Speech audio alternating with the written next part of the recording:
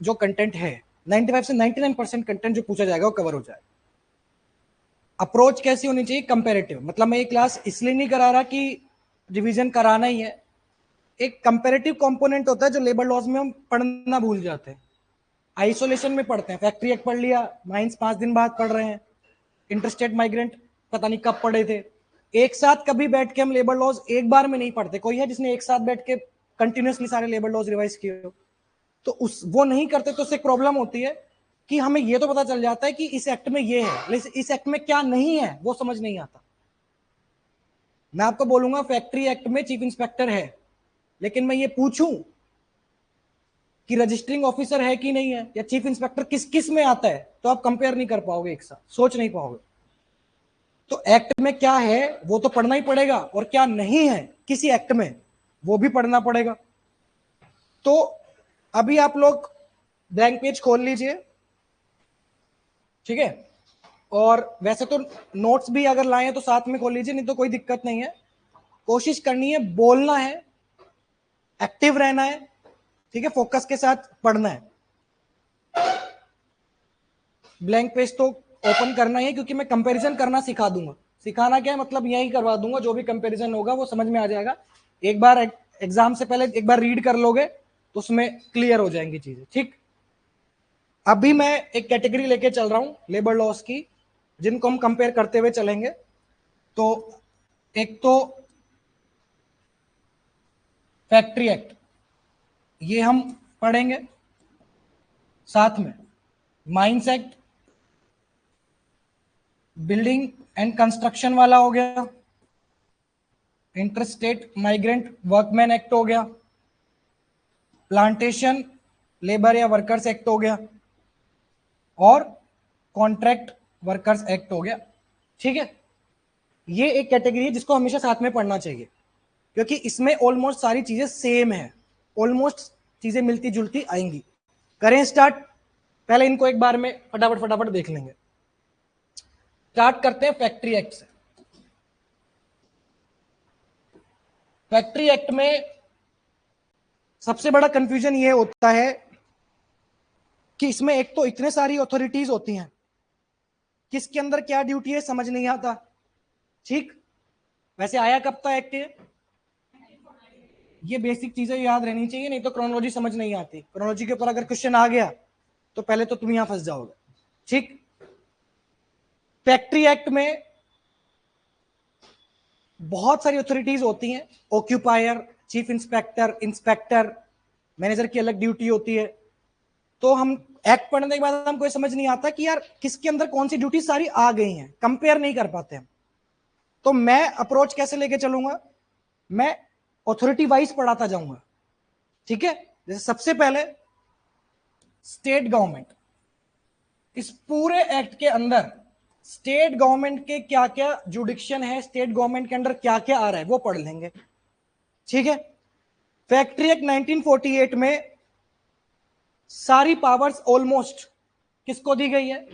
State government को। 3-4 चीजों को छोड़कर वो मैं बताऊंगा, स्टेट गवर्नमेंट को दी गई है। और प्राइमरली अपॉइंटमेंट की पावर किसको दी गई है? स्टेट गवर्नमेंट को दी गई है।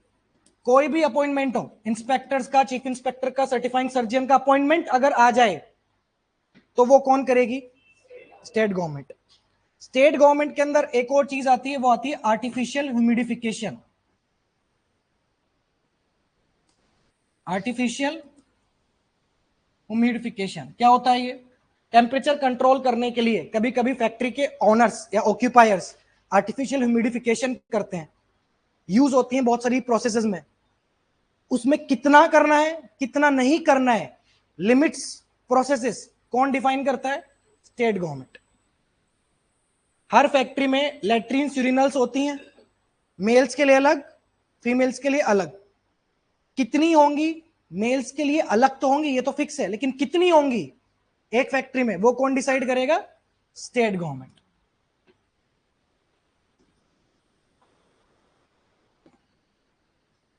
ठीक है? वैसे कोई मुझे बता सकता है कि लेट्रिन यूरिनल से ड्रिंकिंग वाटर की फैसिलिटी में कितनी डिस्टेंस होनी चाहिए? 6 मीटर्स। और उसको कम कौन कर सकता है? Chief inspector. ठीक है, ठीक है, लिख लेना, जिसको नहीं समझ आया साथ के साथ लिख लेना। Yes, 6 metre, very good. और एक मेल या फीमेल कितना वेट उठाएगा उसकी मैक्सिमम लिमिट भी कौन सेट करता है? State government. State government. Canteen होती है, फैक्ट्रीज में कैंटीन आती है, सबने पढ़ा है। वो कैंटीन का मेन्यू कौन डिसाइड करता है? कितनी प्राइजेस में होंगी वो कौन डिसाइड करता है? क्योंकि फैक्ट्री का ऑनर तो मेन्यू में वही रखेगा ना जिससे काम चल जाए। वो सारी चीजें क्यों रखेगा? इसेंशियल, जिसमें प्रोटीन हो, न्यूट्रिशन हो। तो मेन्यू में क्या होगा, उस जो भी चीजें होंगी उनकी प्राइसेस क्या होंगी, ये कौन डिसाइड करता है? State government. मेन्यू, मेन्यू में जो आइटम्स है उनकी प्राइसेस क्या होंगी, ठीक है। कैंटीन को संभालने के लिए कैंटीन मैनेजमेंट कमिटीज होती हैं, उसमें कितने मेंबर होंगे वो भी कौन डिसाइड करेगा? State government. तो मैं कैंटीन मैनेजमेंट कमिटी सीएमसी से यहां पे लिख देता हूं, ठीक है। क्लियर? स्टेट गवर्नमेंट के मोस्टली रोल्स यहां तक सीमित है, लिख लिया सबने? समझ में आ गया क्या क्या बोला मैंने? अपॉइंटमेंट्स, अपॉइंटमेंट किस किस के? इंस्पेक्टर हो, चीफ इंस्पेक्टर हो, सर्टिफाइंग सर्जियन हो, ठीक है। जितने भी अपॉइंटमेंट्स होंगे कौन करेगा? State government. दो तीन चीजों को छोड़कर जो मैं बताऊंगा। अब सेंट्रल गवर्नमेंट, स्टेट गवर्नमेंट की सारी पावर खत्म, अब सेंट्रल गवर्नमेंट।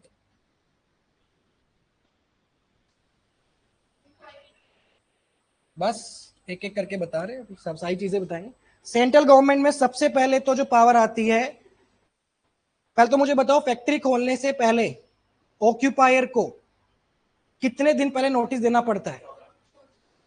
14 या 15? 14 या 15? 14 कैसे याद आ रहा है आपको? किसको देना पड़ता है? चीफ इंस्पेक्टर को देना पड़ता है। और चीफ इंस्पेक्टर अगर मना कर दे, हाँ 15 ही है बेटा, चीफ इंस्पेक्टर अगर मना कर दे तो उसके खिलाफ अपील किसके पास जाती है? Central government. लिख लीजिए, appeal against chief inspectors decision of factory approval, या कुछ भी आप कह सकते हैं। फैक्ट्री में जो इमरजेंसी स्टैंडर्ड्स होने चाहिए, दो चीजें होती हैं, एक होता है इमरजेंसी स्टैंडर्ड और एक होता है ऑन साइट इमरजेंसी रूल्स, या कुछ ऐसे कहते हैं उसको। दोनों अलग अलग है, फैक्ट्री एक्ट में कंफ्यूज मत होना। इमरजेंसी स्टैंडर्ड्स अगर नहीं है देश में किसी भी फैक्ट्री में या उस पर्टिकुलर कमोडिटी में, तो सेंट्रल गवर्नमेंट सेट करती है। लेकिन ऑन साइट इमरजेंसी प्लान ये ऑक्यूपाई डिसाइड करता है। फर्क है? क्लियर कर रहा हूं मैं, इमरजेंसी सोच के कंफ्यूज मत हो जाना, दोनों ऑप्शन में हो तो। लिख लीजिए इसमें, emergency plan, emergency standards, sorry emergency standards बोलते हैं इसको। Emergency standards central government decide करती है, किससे एडवाइस लेकर? किससे एडवाइस लेकर? Director general of factory, factory advice, director general of factory advice and labour institutes, इन दोनों से मिलकर। लिख लीजिए किससे सेंट्रल गवर्नमेंट, हालांकि किससे एडवाइस लेती है वो कम इंपॉर्टेंट है, बस इतना याद रखिए emergency standards central government decide करती है, ठीक है। सेंट्रल गवर्नमेंट में एक अपॉइंटमेंट है, एक चीज ही आती है बस, वो आती है इंक्वायरी कमेटी। इंक्वायरी कमेटी ये सेंट्रल गवर्नमेंट के अंडर होती है। बाकी जो भी अपॉइंटमेंट होता है सब वो किसके अंदर आता है? स्टेट गवर्नमेंट के अंदर आता है। थर्ड शेड, हाँ हाँ फैक्ट्री, इस एक्ट के अंदर कोई भी चेंजेस लाने हो तो वो भी सेंट्रल गवर्नमेंट ही करेगी। स्पेशली थर्ड शेड्यूल इस एक्ट का वो किस पे है? फैक्ट्री एक्ट का शेड्यूल्स होते हैं हर एक्ट में। थर्ड शेड्यूल किस पे है? ऑक्यूपेशनल डिसीजेस पे। उसके अंदर भी सेंट्रल गवर्नमेंट ही चेंज लेके आती है। सबको क्लियर हो रहा है? कोई ऐसा जो छूट रहा हो पीछे? सेंट्रल गवर्नमेंट क्या क्या करती है? Appeal against chief inspector decision, emergency plan, standards, inquiry committee, या इस एक्ट में चेंजेस वगैरह करने हो तो। चलिए अब chief inspector,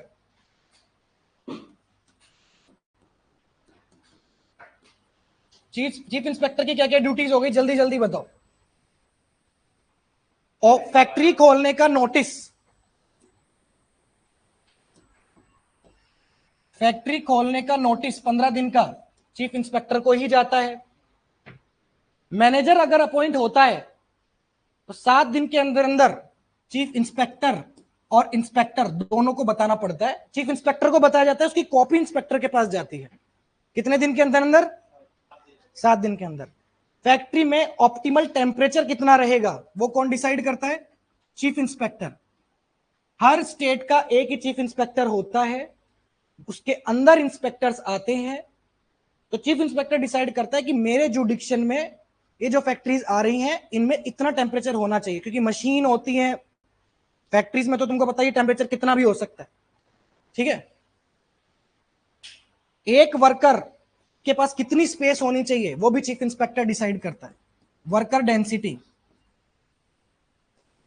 worker density. Washroom और यूरिनल के बीच की डिस्टेंस अभी अभी मैंने बताया था 6 मीटर होनी चाहिए, कम कर सकता है chief inspector. Sorry, urinals and drinking water, urinals and drinking water के बीच में 6 मीटर की डिस्टेंस। ऐसा नहीं कि जहां पे वहीं पे ही, ऐसा नहीं होना चाहिए।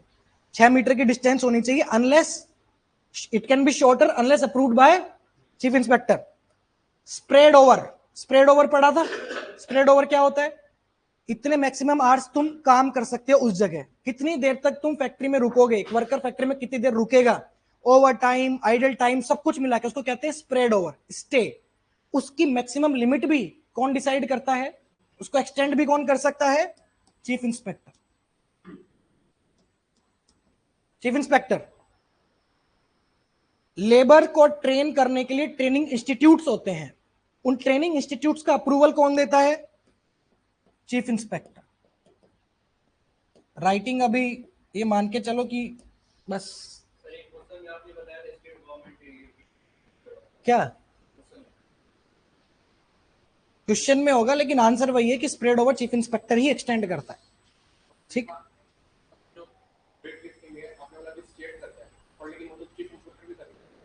वेट लिफ्टिंग की मैक्सिमम लिमिट, एक मेल फीमेल कितना वेट उठाएगा वो?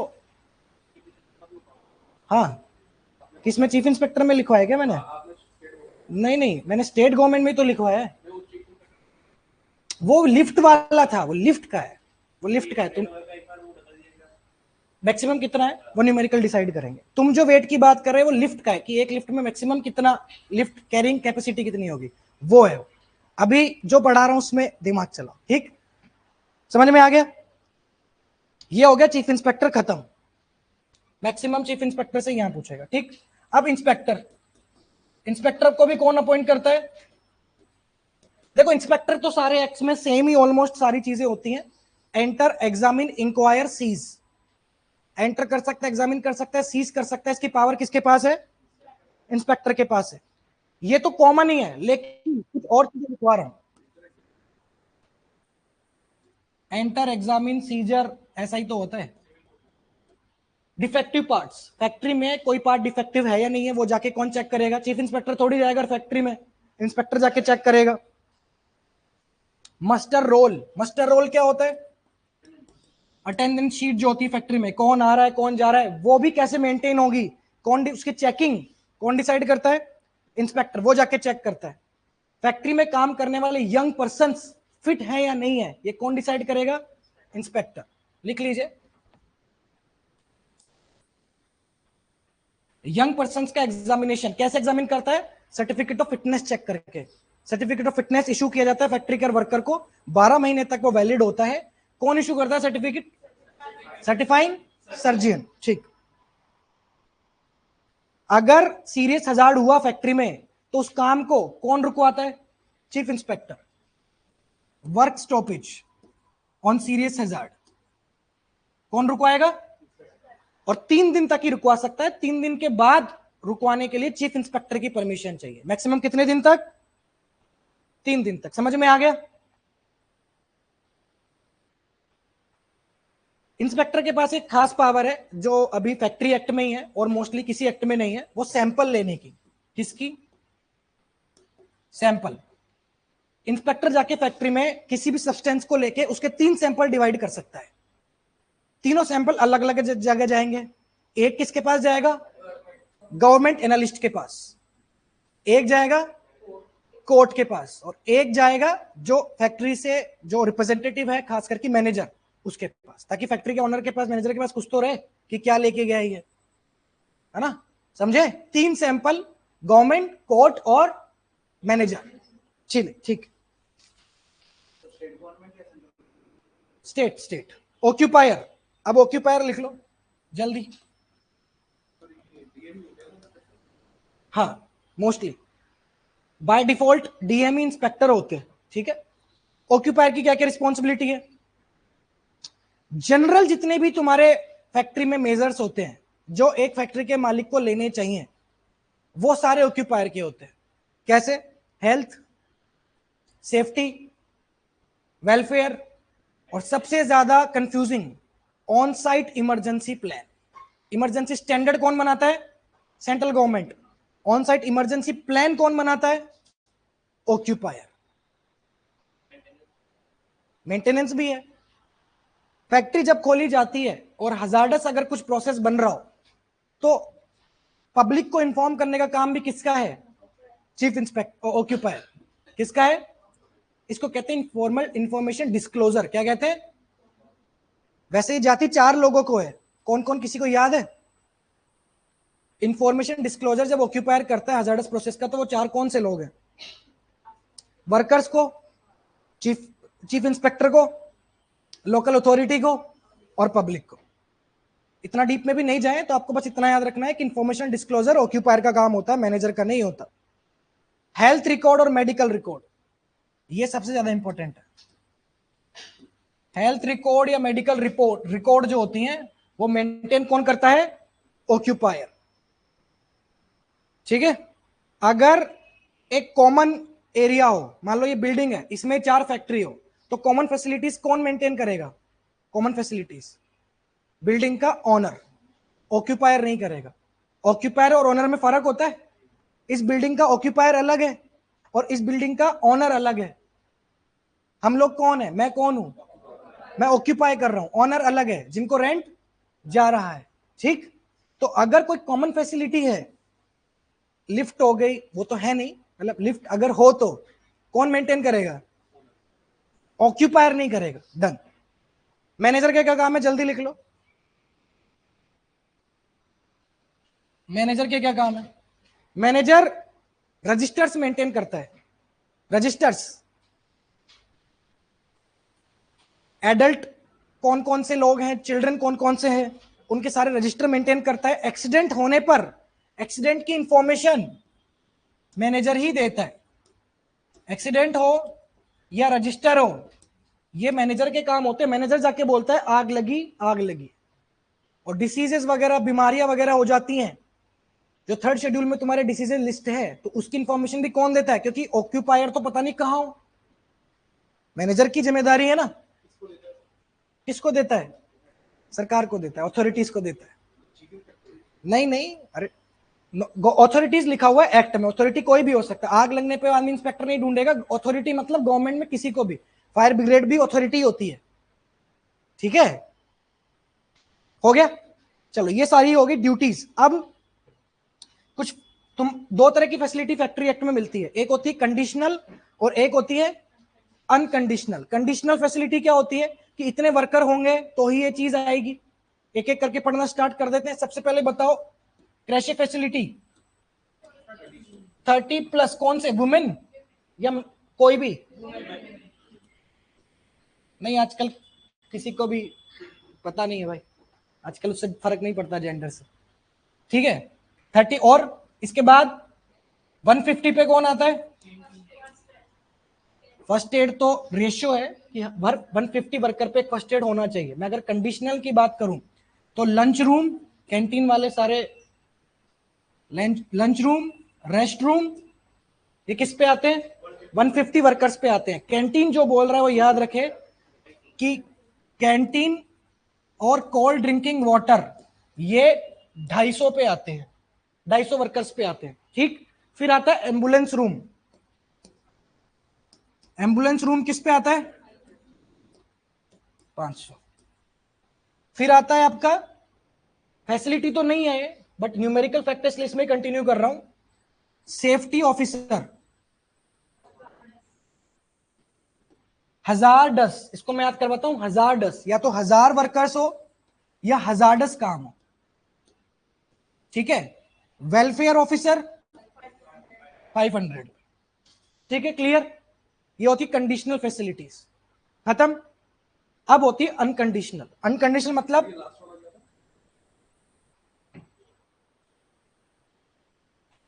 वेलफेयर ऑफिसर 500, ठीक है। अब एक चीज याद रखो, कुछ होती है अनकंडीशनल फैसिलिटी जो देनी ही पड़ेगी।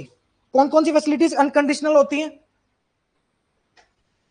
ड्रिंकिंग वाटर, आपने तो बोला कोल्ड ड्रिंकिंग वाटर 250 पे चाहिए। ड्रिंकिंग वाटर, पीने का पानी तो देना पड़ेगा, कोल्ड ड्रिंकिंग वाटर 250 पे आएगा। Drinking water, safety, fire exit, medical record, health record, ये सब कौन सी फैसिलिटी होती है? लेकिन इसमें भी कुछ न्यूमेरिकल फैक्ट्स है। क्या न्यूमेरिकल फैक्ट्स है? लिख लीजिए फटाफट। जो भी फ्लोर होता है फैक्ट्री का वो हर वीक क्लीन होगा।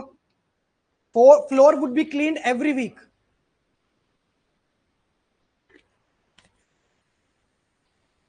यस, स्पितून्स भी अनकंडीशनल में जाते हैं। स्पितून्स, थूकने की व्यवस्था जो की जाती है वो किस में आएगी? अनकंडीशनल, मतलब देनी पड़ेगी। और हर स्पिटून्स हर वीक फ्लोर क्लीन होगा, हर 5 साल में पेंट होगा।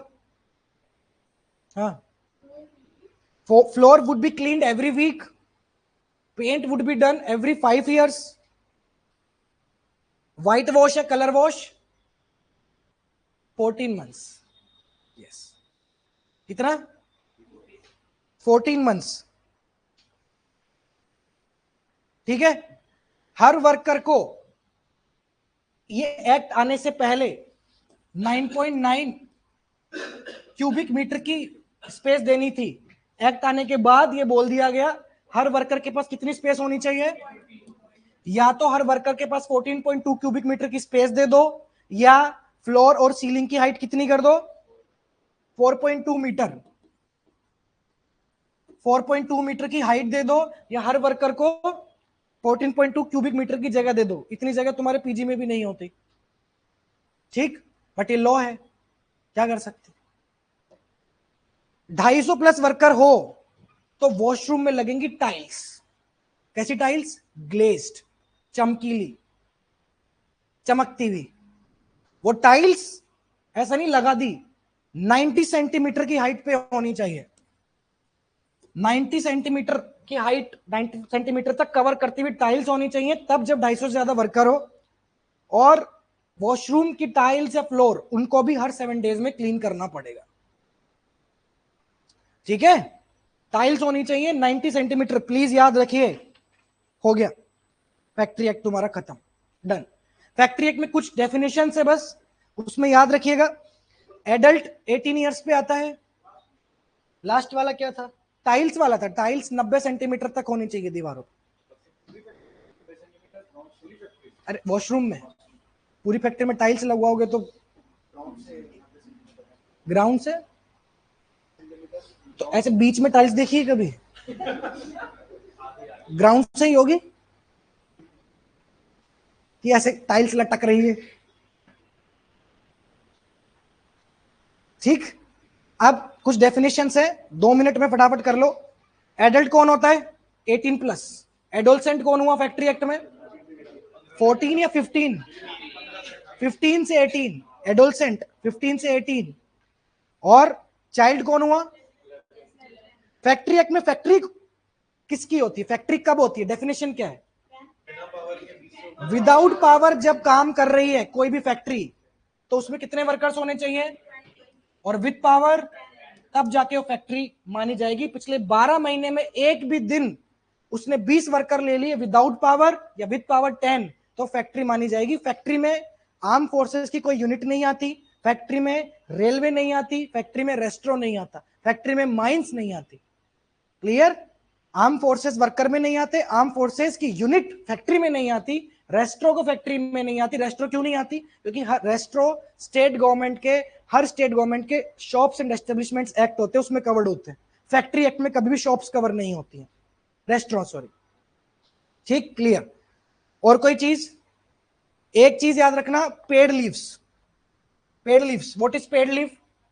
साल में तुम जितने दिन काम करोगे उसके आधार पर तुम्हें नेक्स्ट ईयर छुट्टियां मिलेंगी, जिसमें तुमको पैसे भी मिलेंगे। वो छुट्टियां लेने के लिए तुम्हें इस साल कितने दिन काम करना पड़ेगा? मिनिमम 240 डेज तुमने अगर इस साल काम किया तो अगले साल तुम छुट्टियां ले सकते हो। कितनी?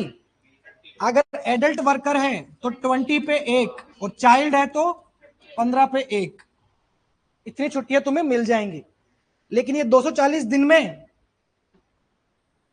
कौन कौन सी ऐसी डेज एलिजिबल हो जाते हैं जिनमें तुम आते नहीं हो लेकिन फिर भी मान लिया जाता है कि तुम आए हो? Maternity, lay off, fraternity, maternity, lay off, और पिछले साल की पेड लीव कैरी फॉरवर्ड करते समय। वेरी गुड, डन, ठीक है। चलो, फैक्ट्री हो गया। माइंस, इसमें ना एक कमिटी थी, वो भूल गए बस अपन। फैक्ट्री एक्ट में 2 कमिटी पढ़ी अपन ने। एक इंक्वायरी कमिटी जो लेके आती है सेंट्रल गवर्नमेंट, बस एक ही कमिटी।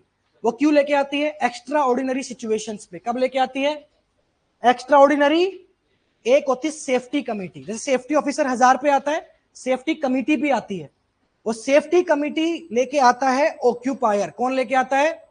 ऑक्यूपायर में लिखवाया ना मैंने? नहीं लिखवाया तो लिख लो। सेफ्टी कमिटी ऑक्यूपायर लेके आता है, और वो कमिटी इकलौती कमिटी है फैक्ट्री एक्ट में जिसमें वर्कर्स और एम्प्लॉयर्स इक्वल होते हैं। Safety committee, occupier. एक और कमिटी होती है साइट अप्रेजल कमिटी। ये कमिटी आती है जब किसी इंसान को फैक्ट्री खोलनी होती है ऐसी जगह पे, वो फैक्ट्री हजार्डस काम करने वाली है और वो किसी जगह पे खुलेगी। अब वो जगह उसके लायक है या नहीं है, उसके लिए उसको सरकार से परमिशन लेनी पड़ेगी। वो परमिशन सरकार कब देती है? इससे एडवाइस लेकर। साइट अप्रेजल कमिटी, इसका चेयरमैन कौन होता है? और इसको 90 दिन के अंदर अंदर गवर्नमेंट को एडवाइस देनी होती है। बाइंडिंग नहीं होती एडवाइस, बट चीफ इंस्पेक्टर इसका चेयरमैन होता है। ठीक है, चलिए, डन। ये लेके कौन आती committee? State government. Hazardous,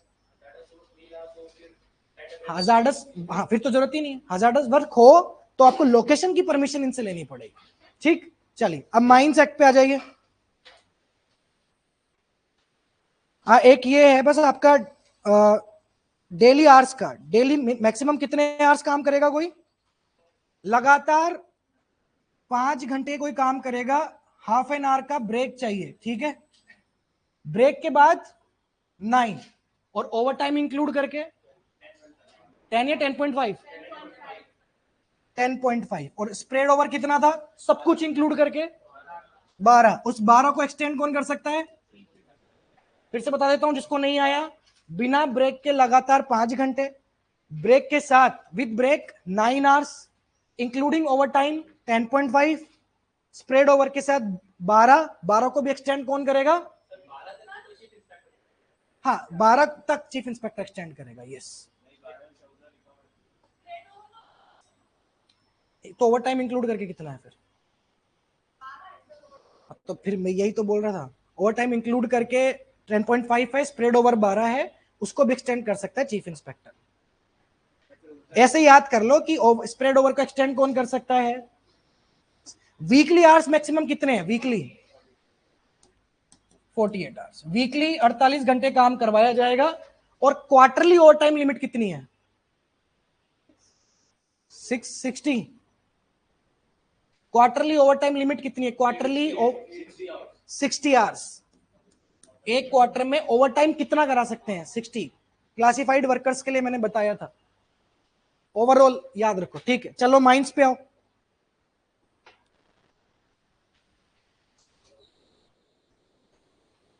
mines पे आ जाओ। माइंस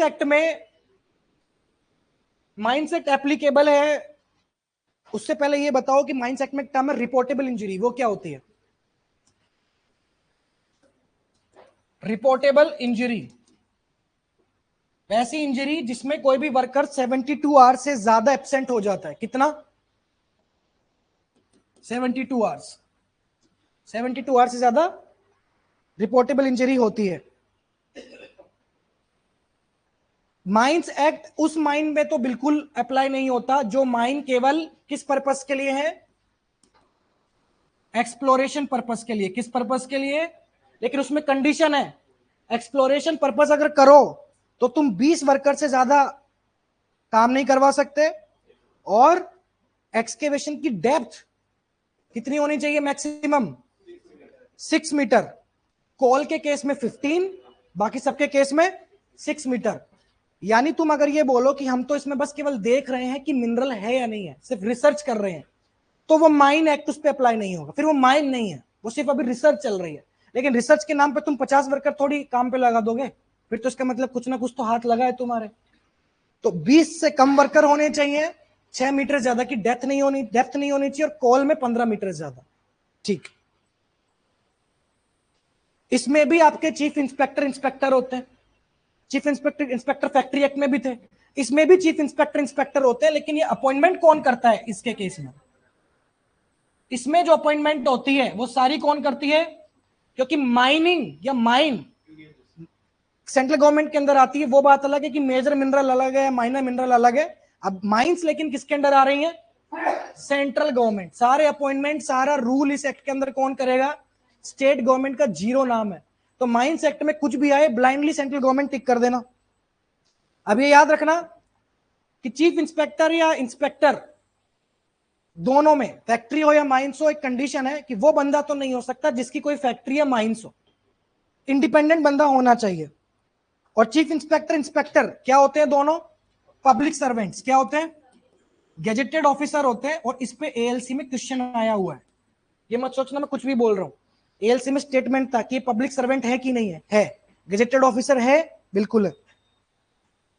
इसमें भी इंस्पेक्टर की सेम पावर है, एंटर, एग्जामिन, सीजर, ठीक है, डॉक्यूमेंट्स कलेक्ट करना, पूछताछ करना, सेम इंस्पेक्टर की इसमें पावर है। इसमें बस एक स्पेशल ऑफिसर अपॉइंट होता है जो सबसे ज्यादा मेन है, जो 2023 के एपीएफसी में पूछा था।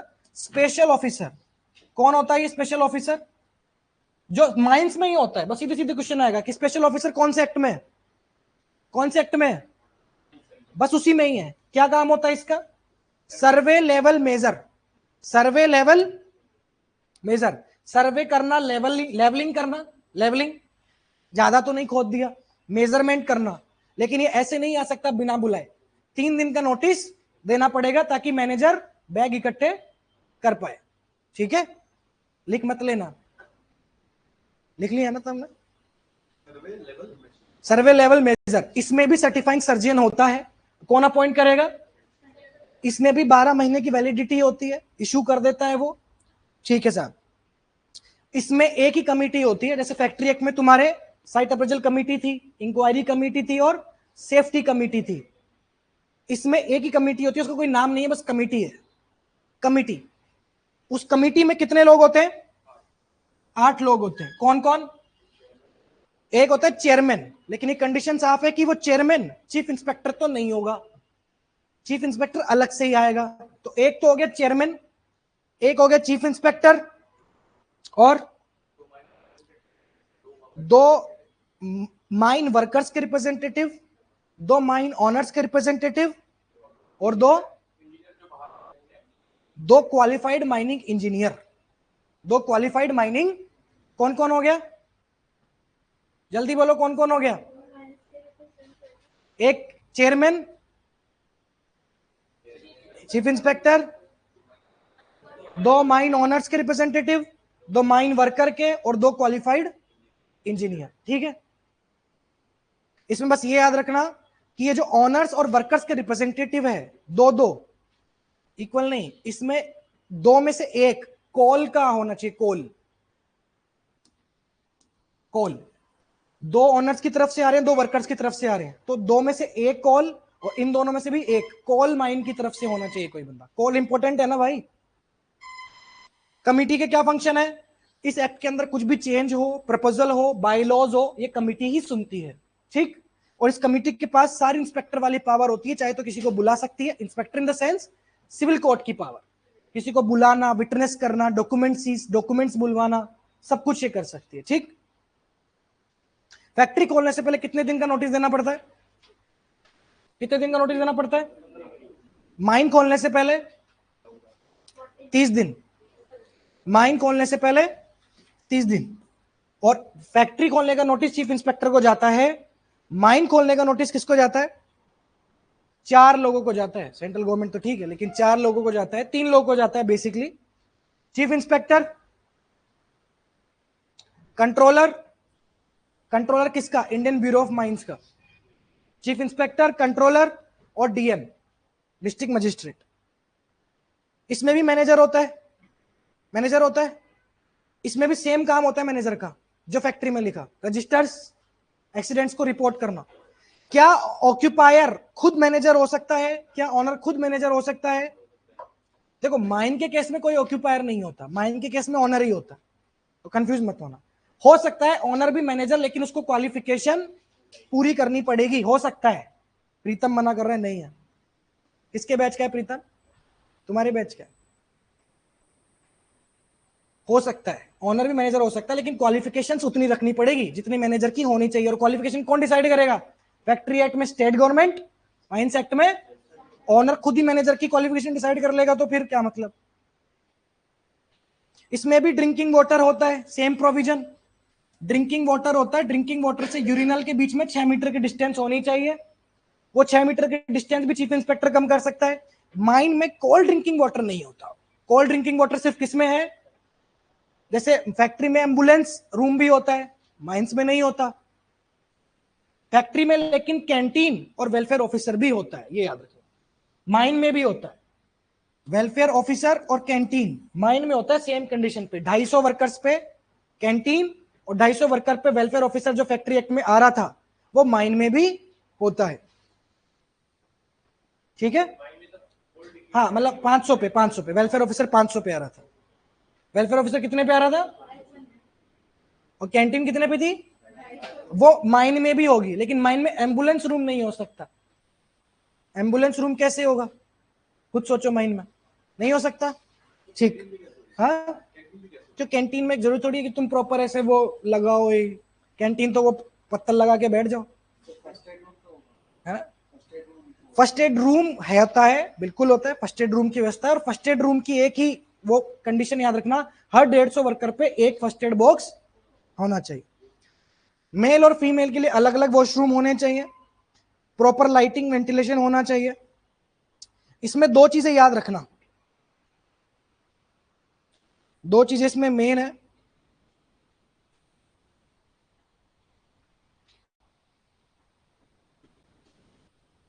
एक होता है डिसेबिलिटी अलाउंस और एक होता है डिसेबिलिटी कंपनसेशन। ये 2 चीजें मेन है, ये 2 चीजें इसमें से पूछी जाएंगी, डिसेबिलिटी अलाउंस और डिसेबिलिटी कंपनसेशन।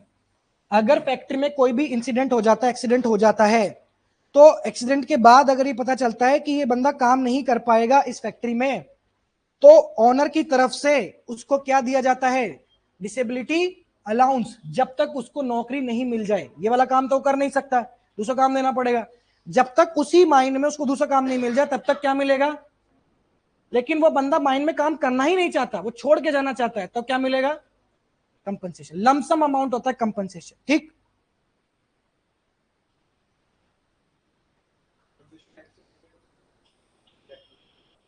क्या? नहीं नहीं, अलग है, अलग है, उससे अलग। अगर माइन में एक्सीडेंट हुआ, आग लगी, कुछ भी हुआ, तो उसकी इंफॉर्मेशन किसको देनी पड़ेगी? अथॉरिटी को। लेकिन इंफॉर्मेशन के साथ एक 14 डेज तक के लिए नोटिस भी चिपकाना पड़ेगा, नोटिस बोर्ड पे, जहां पे ट्रेड यूनियन आके इंस्पेक्ट कर सके कि हमारे किस वर्कर की जान चली गई। कितने दिन तक चिपकाना पड़ेगा? कम से कम 14 दिन तक। और ये कंडीशन है कि अगर जान ही चली गई, एक तो लगा कि आग लगी तो घायल हो गया, तो भी ये आएगा। बट अगर जान चली गई तो नोटिस के बाद ऐसा नहीं नोटिस चिपका के छोड़ दिए, 2 मंथ्स के अंदर अंदर इन्वेस्टिगेशन सरकार को करना पड़ेगा। कितने महीने के अंदर अंदर? 2 मंथ्स के अंदर अंदर। हर साल एक रजिस्टर बनता है कि कितने कितने ऐसे एक्सीडेंट हुए, नोटिस तो है ही, हर साल अलग रजिस्टर बनता है। 20 जनवरी से पहले पहले पिछले साल के जितने एक्सीडेंट है उसको रिकॉर्ड करने पड़ते हैं। ऐसे, अब ऐसा नहीं है कि चलो एक्सीडेंट मतलब कुछ भी, जरा सा भी कुछ भी हो गया तो लिख दिया। ऐसा एक्सीडेंट जिसमें एक भी वर्कर 24 घंटे से ज्यादा अगर एब्सेंट हुआ तो उसकी लिस्ट बनती है। क्या बनती है? क्या बनती है? लिस्ट बनती है। और जब ऐसा कुछ होता है कि लॉस ऑफ लाइफ होता है तो इंक्वायरी तो है ही 2 महीने के अंदर अंदर, लेकिन एक बार इंस्पेक्ट करने जरूर आना पड़ता है 72 आवर्स के अंदर। 72 आवर्स तक काम नहीं, बंद हो जाता, सील हो जाती है फैक्ट्री या माइन। लेकिन 72 आवर्स तक अगर नहीं आया कोई तो काम फिर स्टार्ट कर सकते हैं। लेकिन यही अथॉरिटीज, चीफ इंस्पेक्टर, इंस्पेक्टर जो भी, 72 आवर्स तक काम बंद किया जा सकता है। जब भी कोई लॉस ऑफ लाइफ होती है, एक्सीडेंट होता है, उसके बाद तो माइन खोलनी पड़ेगी। साल में एक वीक में कितने दिन की रेस्ट? एक चीज याद रखना, वीक में कौन से दिन रेस्ट होगी वो सरकार डिसाइड नहीं करती, वो तो उसके ऊपर है। लेकिन ये कंडीशन फिक्स है कि वीक में एक बार देना पड़ेगा, और नहीं दोगे तो ओवर टाइम देना पड़ेगा। और ओवर टाइम हमेशा कितना होता है? डबल। और अगर आप नहीं भी देते हो छुट्टी उस 7 दिन में एक बार, तो उसको आप नेक्स्ट 2 मंथ्स में फिर वो छुट्टी कंपनसेट करोगे, कभी ना कभी तो उसको दो। कई बार ऐसा हो जाता है कि छुट्टी नहीं दे पाते, बहुत जरूरत के काम हो जाते हैं, सरकार को भी पता है, तो अगले 2 महीने अंदर उसको एक छुट्टी दो। लेकिन ऐसा नहीं कि तुम उसको लगातार फिर 2 महीने काम करा सकते हो, उसकी भी लिमिट है कि तुम लगातार 10 दिन से ज्यादा काम तो नहीं करा सकते। 10 दिन में तो एक छुट्टी देनी पड़ेगी, लेकिन जो 7 दिन में एक छुट्टी मिस हुई वो तो तुमको बाद में देनी पड़ेगी। छुट्टी मिस करके भी तुम 10 दिन से ज्यादा काम नहीं करा सकते। समझ गए? किसी को कंफ्यूजन है? नहीं समझ आया? आ गया? चलिए, मैक्सिमम कितने घंटे काम किया जा सकता है फैक्ट्री में?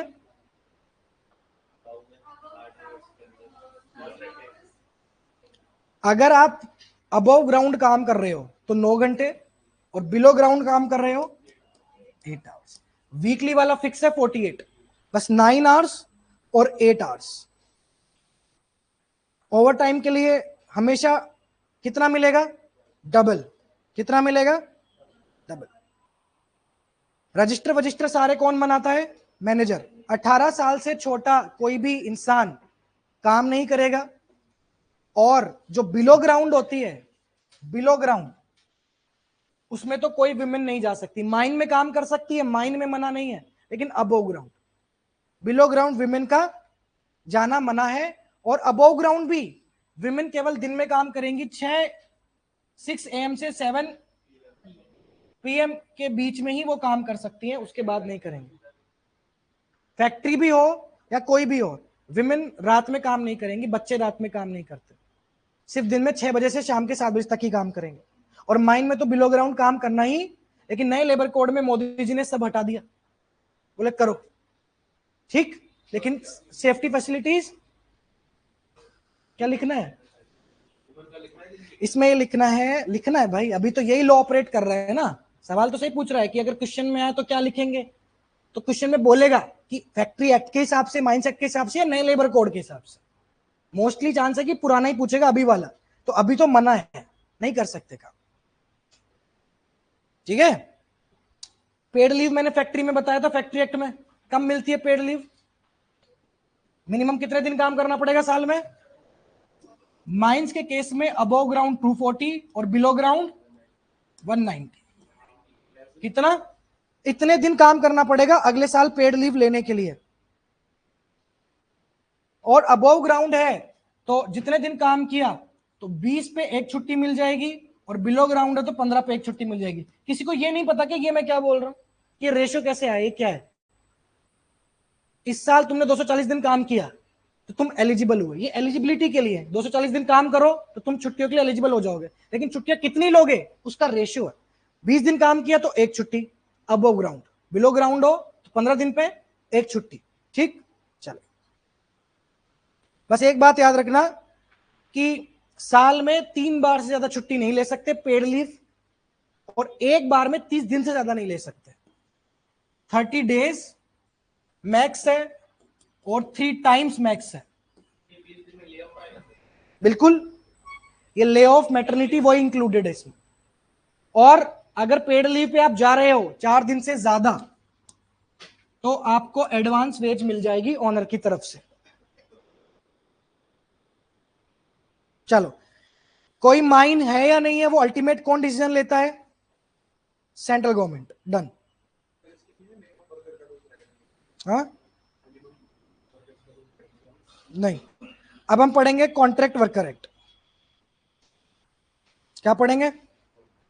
Contract labour act.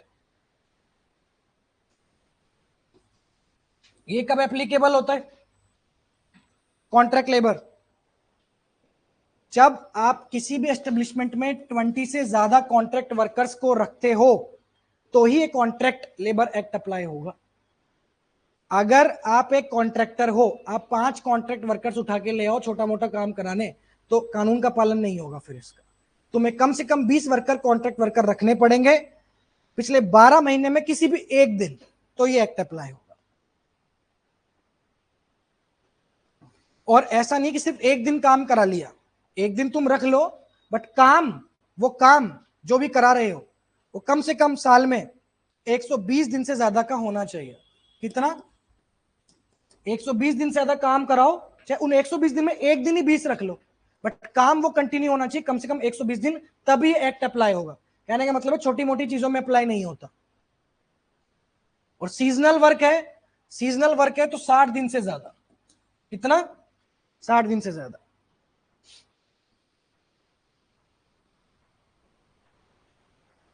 वर्कमैन कौन होता है? वर्कमैन जो काम करता है। वर्कमैन में skilled, unskilled, manual, clerical, supervisory, technical, clerical सब आता है। लेकिन क्या नहीं आता?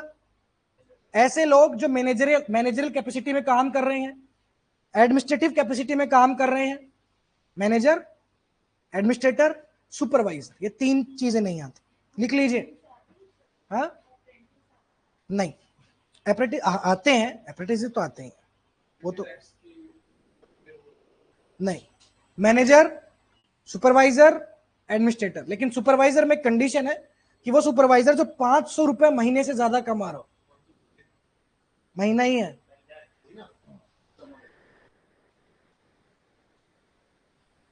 500 रुपए महीने ज्यादा कमा रहा हो, उसी को ही मानेंगे। 500 से कम अगर कोई सुपरवाइजर कमा रहा हो, मतलब नाम का सुपरवाइजर, तो वर्कर नहीं है।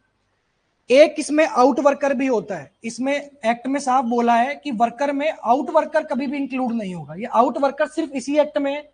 और ये पूछा गया था शायद ईओ में, एपीएफसी में, कि आउट वर्कर किस एक्ट में है? किस में है?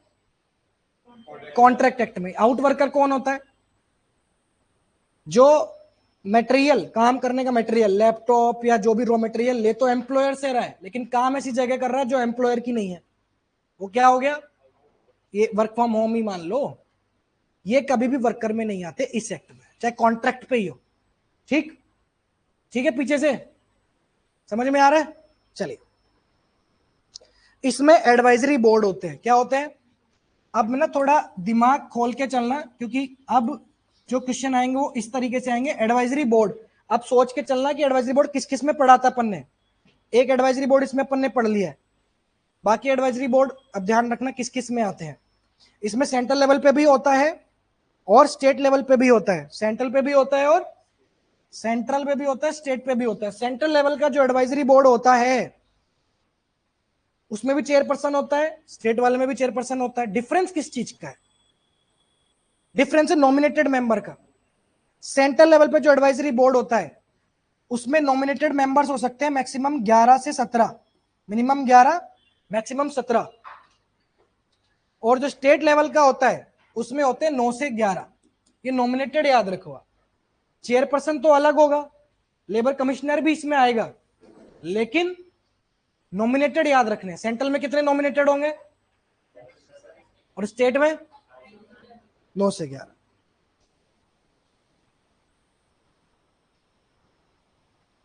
चीफ इंस्पेक्टर, इंस्पेक्टर पढ़े थे अपन ने, इसमें नहीं होता। इसमें कौन से ऑफिसर होते हैं? Registering officer. कौन से ऑफिसर होते हैं? अब ये दिमाग में रखना कि रजिस्टरिंग ऑफिसर किस किस में पढ़े हैं अपन ने। इसमें रजिस्टरिंग ऑफिसर होते हैं और लाइसेंसिंग ऑफिसर होते हैं। बस यही सवाल आएगा कि रजिस्टरिंग और लाइसेंसिंग किस में होते हैं। लाइसेंसिंग केवल उस एक्ट में होते हैं जिसमें कॉन्ट्रैक्टर का काम है, या तो कॉन्ट्रैक्ट वर्कर एक्ट में या इंटरस्टेट वाले में, कॉन्ट्रैक्ट वाले में या इंटरस्टेट में। ये लाइसेंसिंग ऑफिसर दो में ही होते हैं। रजिस्टरिंग ऑफिसर तो अभी आएंगे, अभी तो शुरू ही हुआ है, अभी तो कॉन्ट्रैक्ट में पड़ लिया। रजिस्टरिंग ऑफिसर का काम क्या है, क्या काम है, और लाइसेंसिंग ऑफिसर का क्या काम है?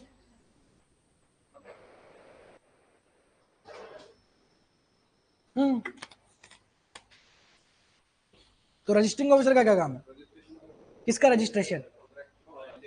लेबर का नहीं, एस्टेब्लिशमेंट्स का, जहां पे कॉन्ट्रैक्ट वर्कर काम कर रहे हैं।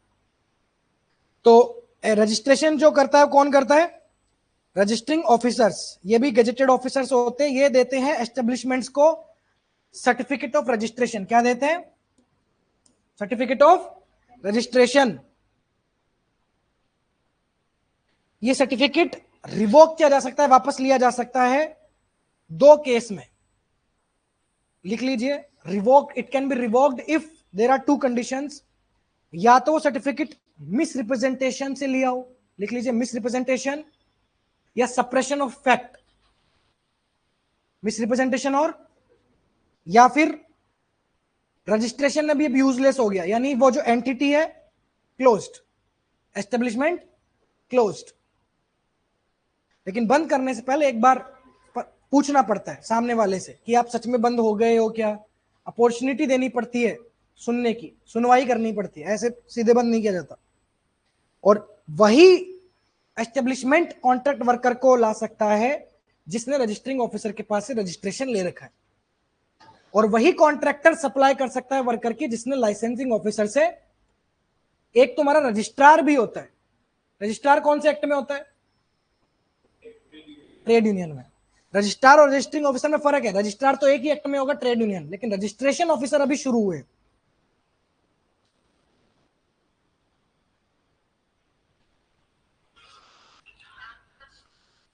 कोई भी गवर्नमेंट, अब इसमें आप बोलोगे सर सेंट्रल गवर्नमेंट है कि स्टेट गवर्नमेंट? फैक्ट्री और माइन में ही क्लियर कट था, सेंट्रल या स्टेट, इसमें क्लियर कट नहीं है। अब आने वाले सारे एक्ट में बस एक ही टर्म होगा, एप्रोप्रिएट गवर्नमेंट। एप्रोप्रिएट गवर्नमेंट का मतलब होता है सेंट्रल भी स्टेट भी, जहां जिसकी चले, जहां जिसकी। जैसे mines, ports, oil field, railways, इसमें किसकी चलती है? ऑटोमेटिक। तो गवर्नमेंट चाहे तो किसी भी एस्टेब्लिशमेंट में, किसी भी प्रोसेस में कॉन्ट्रैक्ट वर्कर की सप्लाई बंद करा सकती, कह सकती है यहां पे कॉन्ट्रैक्ट लेबर काम नहीं करेगा। लेकिन बंद करने से पहले, प्रोहिबिट करने से पहले चार चीजें देखनी पड़ेगी, लिख लीजिए। फैक्टर्स कंसिडर्ड बिफोर प्रोहिबिशन, कि वो वर्क कितना इंसिडेंटल है उस ओवरऑल इंडस्ट्री के लिए। इंसिडेंटल मतलब नेसेसरी कितना है, इंसिडेंटल है या नेसेसरी कितना है, पेरेनियल कितना है, मतलब ड्यूरेशन कितनी है, ड्यूरेशन कब तक ये चलेगा, अगर ज्यादा टाइम चलेगा तो बंद नहीं किया जा सकता। रेगुलरिटी कितनी है वर्कर्स की, रेगुलर वर्कर्स कितने हैं, और last number of full time workers. Regularity के साथ नंबर ऑफ वर्कर्स भी चेक किया जाता है। ये पीवाईक्यू था। इसमें बस उन्होंने एक चीज कर दी, यहां पे इन्होंने परमानेंट डाल दिया था उसकी जगह, इसकी पेरेनियल की जगह की परमानेंट देखनी पड़ेगी। अब वो अब बोलोगे सर परमानेंट भी तो कहीं ना कहीं जुड़ रहा है, नहीं, एग्जैक्ट कीवर्ड ही पूछेगा। एग्जैक्ट कीवर्ड याद रखना है, इंसिडेंटल है, नेसेसरी है, ड्यूरेशन क्या है, रेगुलर कितने हैं वर्कर्स, और वर्कर्स है कितने, काम करने वाले 10 ही लोग उस पर्टिकुलर प्रोसेस में। सेमीकंडक्टर इंडस्ट्री है, उसमें काम ही 10 लोग कर रहे हैं पूरे देश में, तो वर्क बंद कर देगी सरकार या अलाउ कर देगी? इतना इंपॉर्टेंट थोड़ी होता है। लेकिन जिसमें हजारों लाखों वर्कर काम कर रहे हैं, उसमें कुछ भी बंद करने से पहले, चालू करने से पहले सरकार सोचेगी नहीं सोचेगी? ठीक, बंद करने से पहले prohibition of employment by government, ये एस्टेब्लिशमेंट का लिए नहीं है। लाइसेंसिंग ऑफिसर भी होते हैं, कॉन्ट्रैक्टर को लाइसेंस देते हैं। लाइसेंस कैसे देते हैं? कॉन्ट्रैक्टर को फीस चुकानी पड़ती है, कुछ पैसा डिपॉजिट रखना पड़ता है, सिक्योरिटी मनी, कि भाई तुम उस हिसाब से काम करो, नहीं तो वो पैसा फॉरफीचर कर लिया जाता है अगर कंडीशन वोलेट करी तो।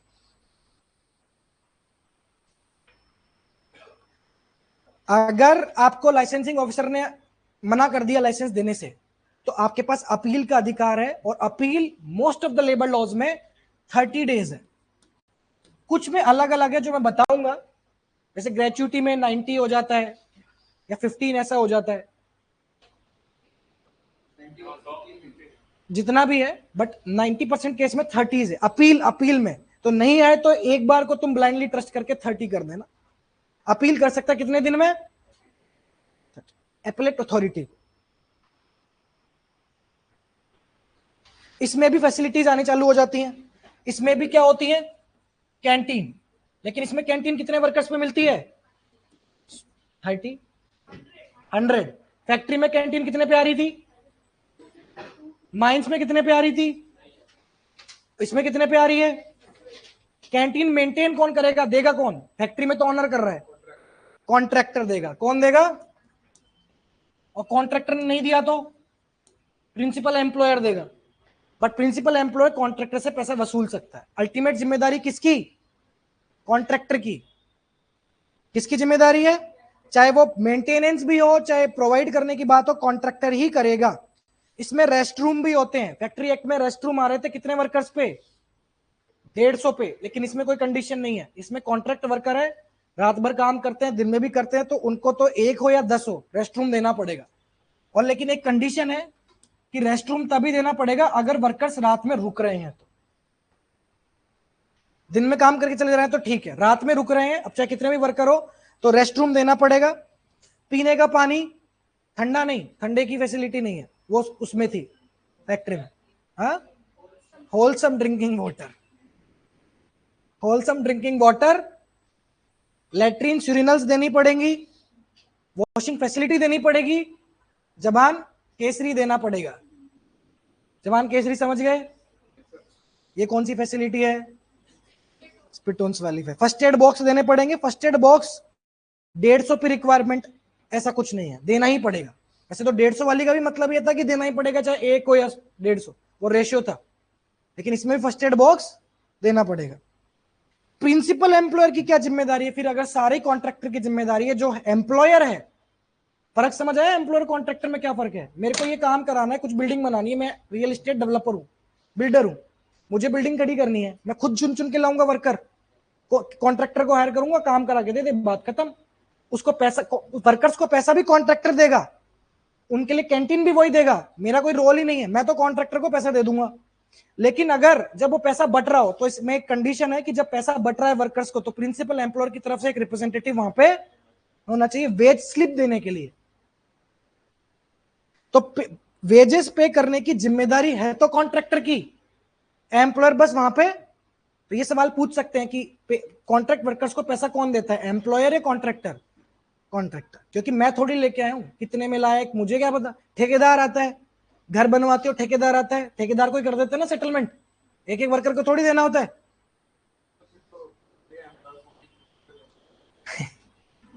तो पता लगने दो उससे क्या होता है।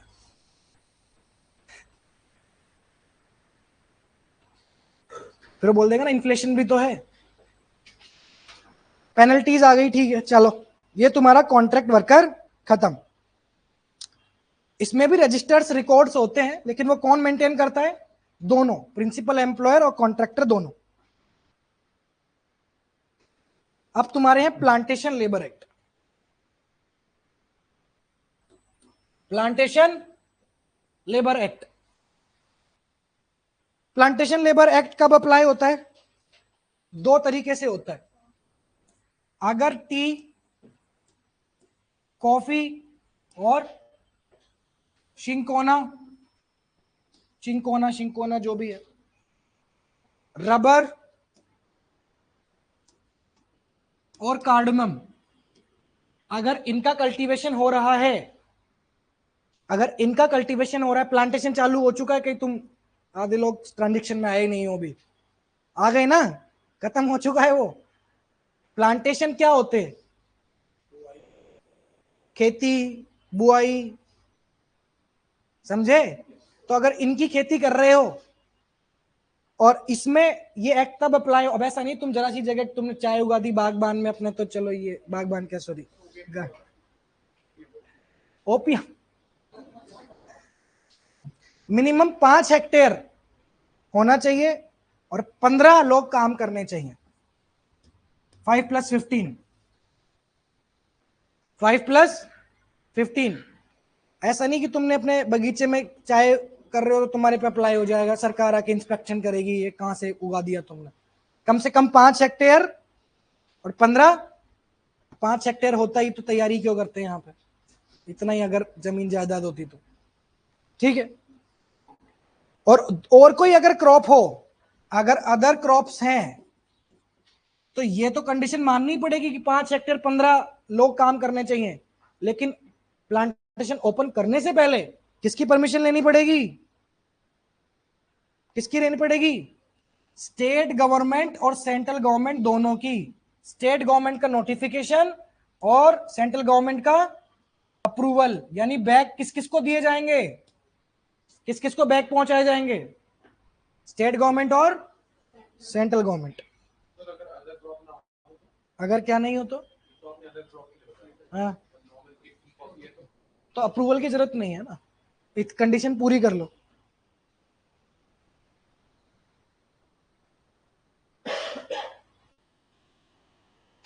इसमें भी रजिस्टरिंग ऑफिसर्स होते हैं, लिख लीजिए, रजिस्टरिंग ऑफिसर्स होते हैं, इसमें लाइसेंसिंग ऑफिसर नहीं होते। क्यों? कॉन्ट्रैक्ट वर्कर्स का कोई रोल नहीं है इसमें। जहां पे कॉन्ट्रैक्ट वर्कर्स आएंगे वहीं पे लाइसेंसिंग ऑफिसर आएंगे, क्योंकि लाइसेंस किसको दिए जाते हैं? कॉन्ट्रैक्टर को। रजिस्टरिंग ऑफिसर होते हैं, क्या रजिस्टर करेंगे? प्लांटेशन को। तो 60 दिन के अंदर अंदर आपने प्लांटेशन खोला, 60 दिन के अंदर अंदर आपको रजिस्ट्रार रजिस्टरिंग ऑफिसर को एप्लीकेशन देनी पड़ेगी। कितने दिन के अंदर अंदर?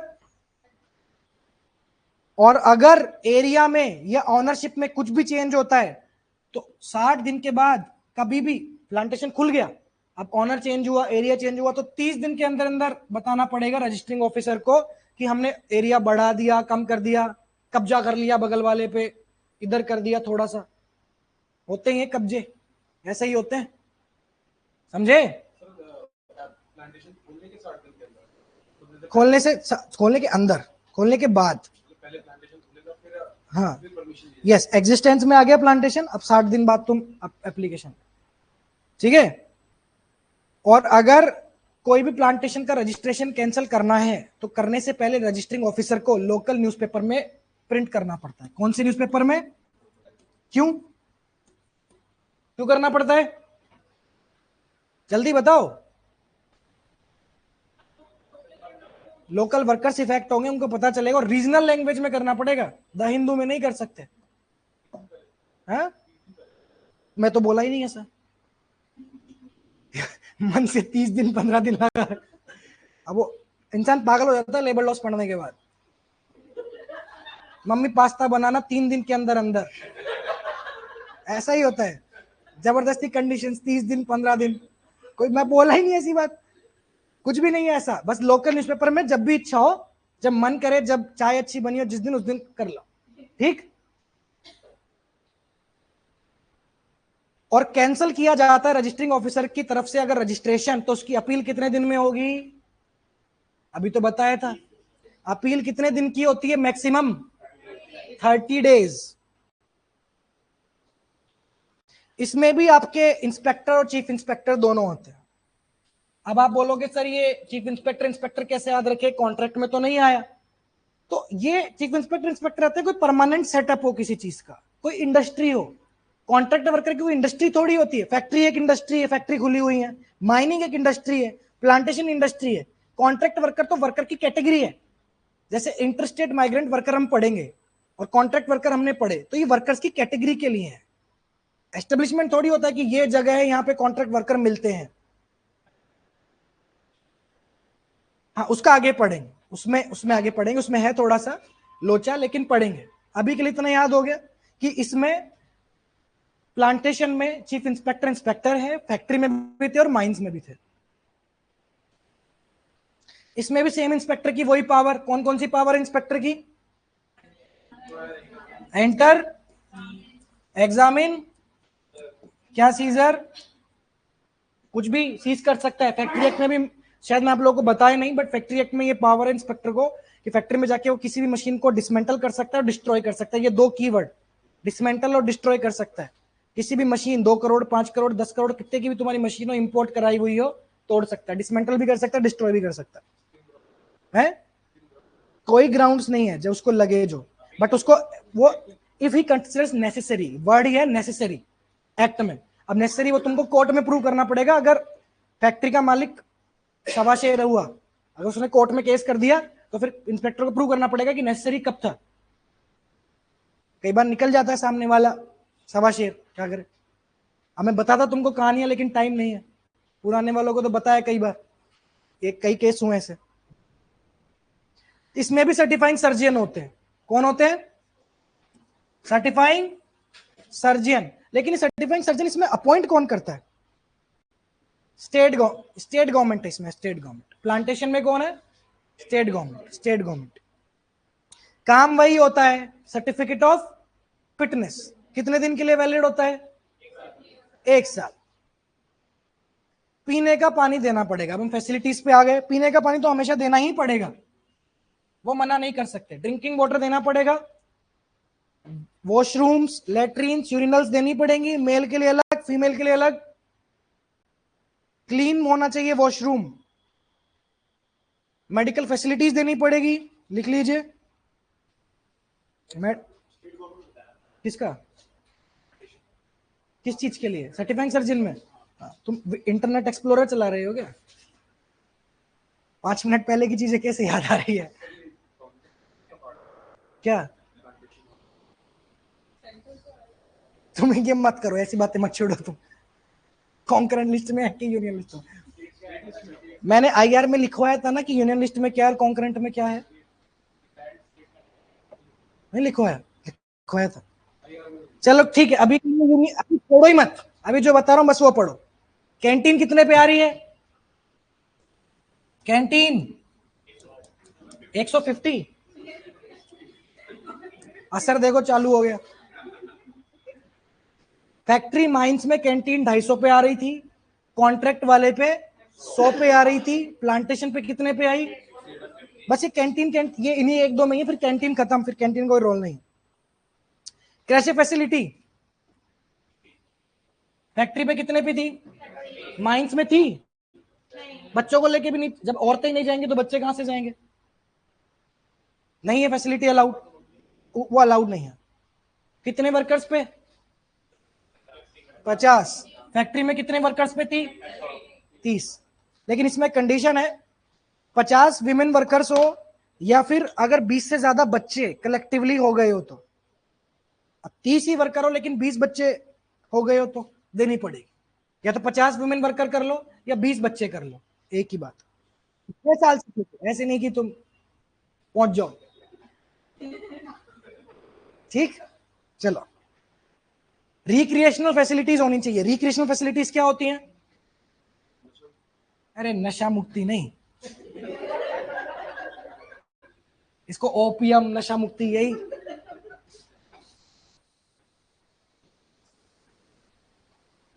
भुला देता है क्या बोल रहा था। रिक्रिएशनल फैसिलिटी होती हैं, एजुकेशनल फैसिलिटीज भी होती हैं। क्या होती हैं? तुम लिखो लिखो। एजुकेशनल फैसिलिटीज भी होती है। एजुकेशनल फैसिलिटीज लेकिन मैंडेटरी है। अगर किसी भी एस्टेब्लिशमेंट में 25 से ज्यादा बच्चे हो तो एजुकेशनल फैसिलिटी कब देनी पड़ेगी? जब 25 से ज्यादा बच्चे हो, 6 या 12 साल के बीच के। 25 से ज्यादा बच्चे हो तो ही एजुकेशन फैसिलिटी दी जाएगी। हाउसिंग फैसिलिटी भी होगी।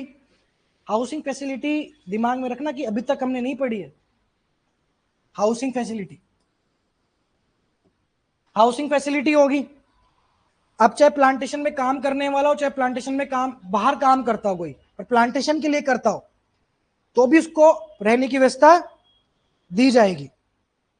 और अगर वो जो घर दिया गया हाउसिंग, अरे इसको भगाओ यार,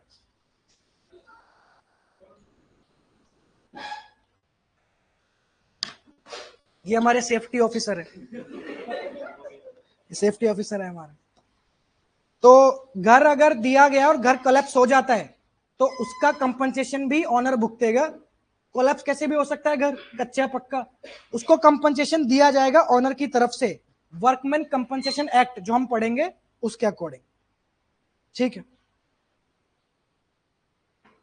वेलफेयर ऑफिसर होता है, वेलफेयर ऑफिसर, लेकिन ये वेलफेयर ऑफिसर कितने पे आ रहा है? 300 पे। फैक्ट्री और माइंस में वेलफेयर ऑफिसर कितने पे आ रहा था? 500 पे। एम्बुलेंस रूम भी 500 पे। वेलफेयर ऑफिसर फैक्ट्री माइंस में 500 पे आ रहा था, इसमें कितने पे आ रहा है? 300 पे आ रहा है। ठीक है।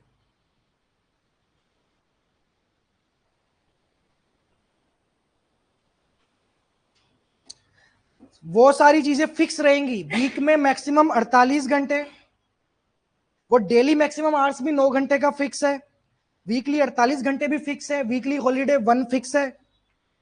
ठीक है। स्प्रेड ओवर 12 भी फिक्स है। स्प्रेड ओवर समझ में आ गया ना, सब कुछ इंक्लूड करके। अब स्प्रेड ओवर में मतलब मान लो एक बिल्डिंग यहाँ पे, दूसरी बिल्डिंग 2 किलोमीटर दूर है, मेरा ही एरिया। कैंपस तो बड़े बड़े होते ही हैं, गूगल के, माइक्रोसॉफ्ट के, किसी के भी हो सकते हैं। तो उधर चलने में लग जाए मुझे तो 1 घंटा पहुंचने में, काट आ रही है नहीं आ रही है, लिफ्ट में टाइम लग गया, तो टाइम ये जो गया, ये सब कुछ मिला के भी जिस जगह तुम स्टे कर रहे हो ऑनर के, वो स्प्रेड ओवर होता है। उसको तुम 12 घंटे ज्यादा अपने पास नहीं रख सकते। ठीक, सेम है ये, हर एक्ट में सेम ही रहेंगे। प्लांटेशन में बच्चे काम नहीं कर सकते, विमेन कर सकती हैं लेकिन रात में नहीं, और करती हैं तो स्टेट गवर्नमेंट की परमिशन के साथ। रात में, दिन में कितने बजे से कितने बजे? सर्टिफिकेट ऑफ फिटनेस दिया जाता है किसके द्वारा? किसके द्वारा? Certifying surgeon. कितनी वैलिडिटी? 1 साल, 12 मंथ्स। ठीक है। अगेन इसमें भी आपके पेड लीव आते हैं। इसमें एक लेकिन वो है, आप कह सकते हैं कुछ भी कर रखा है इसमें, जैसे आपके 240 डेज का कंडीशन था, इसमें कोई कंडीशन नहीं है प्लांटेशन, क्योंकि प्लांटेशन तो जरूरी नहीं कि हर साल पूरा चले ही चले, सीजन होता है खेती बाड़ी का। 240 दिन चाहे खेती हो ही नहीं तो भी थोड़ी करेगा इंसान, बैठे ही थोड़ी रहेगा, होगी तो ही करेगा ना। तो एलिजिबिलिटी का कोई इसमें फिक्स नहीं होता, लेकिन ये फिक्स होता है मिलेगी कितनी, जितने दिन काम किया उतने पर रेशियो कैलकुलेट होता है। कितना था? 20 पे 1 था, एडल्ट का 20 पे 1 था, और यंग पर्सन के लिए 15 पे 1 था। ठीक है, मिनिमम नहीं है इसमें कुछ भी। ठीक, चलिए। इसमें सबसे बड़ी बात याद रखिएगा, सिकनेस और मैटरनिटी बेनिफिट्स हैं। सिकनेस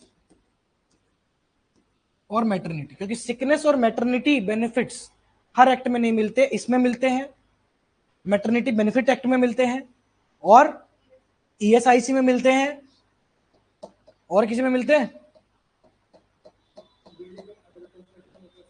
मिलते हैं उसमें, किसमें? हाँ, इंक्लूडेड है बोला ना,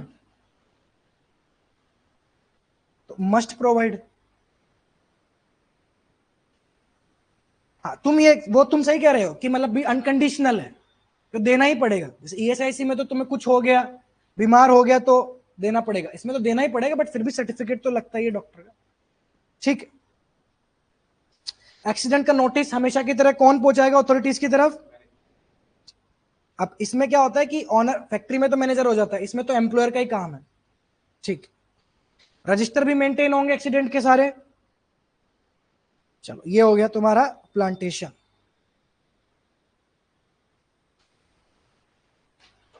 अब आया इंटरस्टेट माइग्रेंट। क्या? इसमें तो कुछ नहीं है मैटरनिटी का, मैटरनिटी अलाउंस वो कंडीशन तो, हाँ, अलाउंस वही है। अब next act, interstate migrant workman act, जल्दी जल्दी कर लो, मुझे लगता तो नहीं है कि 2 घंटे में आज हो जाएगा, बट तुम स्पीड अगर रखोगे तो शायद हो भी जाए। ये कब अप्लाई होता है? जब 5 से ज्यादा माइग्रेंट वर्कर किसी भी एस्टेब्लिशमेंट में काम कर रहे हो, तभी अप्लाई होता है। कब होता है? एसी का रिमोट है क्या किसी के पास उधर? इसको बढ़ा दो, या फिर इसको चला देता हूं मैं, रहने दो। हाँ, छोड़ो छोड़ो। कितने पे अप्लाई होता है इंटरेस्टेड माइग्रेंट वर्कमैन? कॉन्ट्रैक्ट कितने पे अप्लाई हो रहा था? Contract labour act. ये कितने पे हो रहा है इंटरेस्टेड वाला?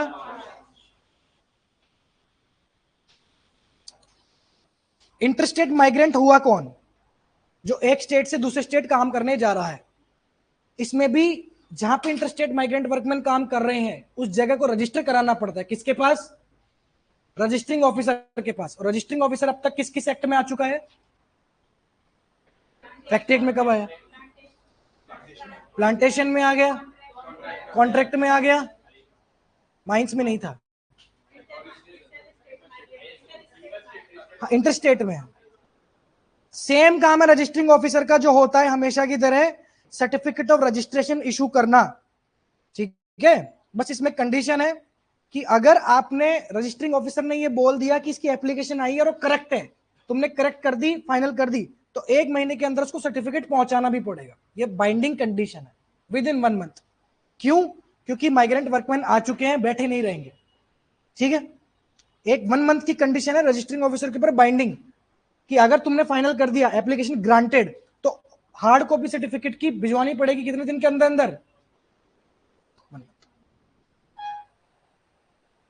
बिना रजिस्टरिंग ऑफिसर के रजिस्ट्रेशन के बिना तुम contract interstate migrant workman hire नहीं कर सकते।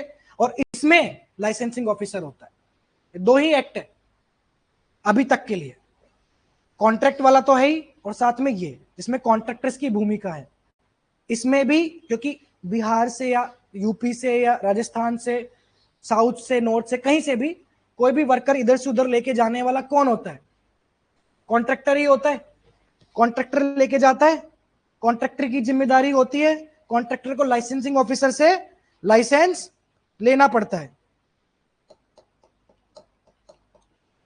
लेकिन कौन लाइसेंसिंग ऑफिसर किस गवर्नमेंट के अंदर आएगा? दोनों, सेंट्रल या स्टेट, डिपेंड करेगा किसके अंदर क्या जुडिक्शन आ रहा है, कॉन्ट्रैक्टर किस चीज का है, इंडस्ट्री के ऊपर। अपील वही कितने दिन?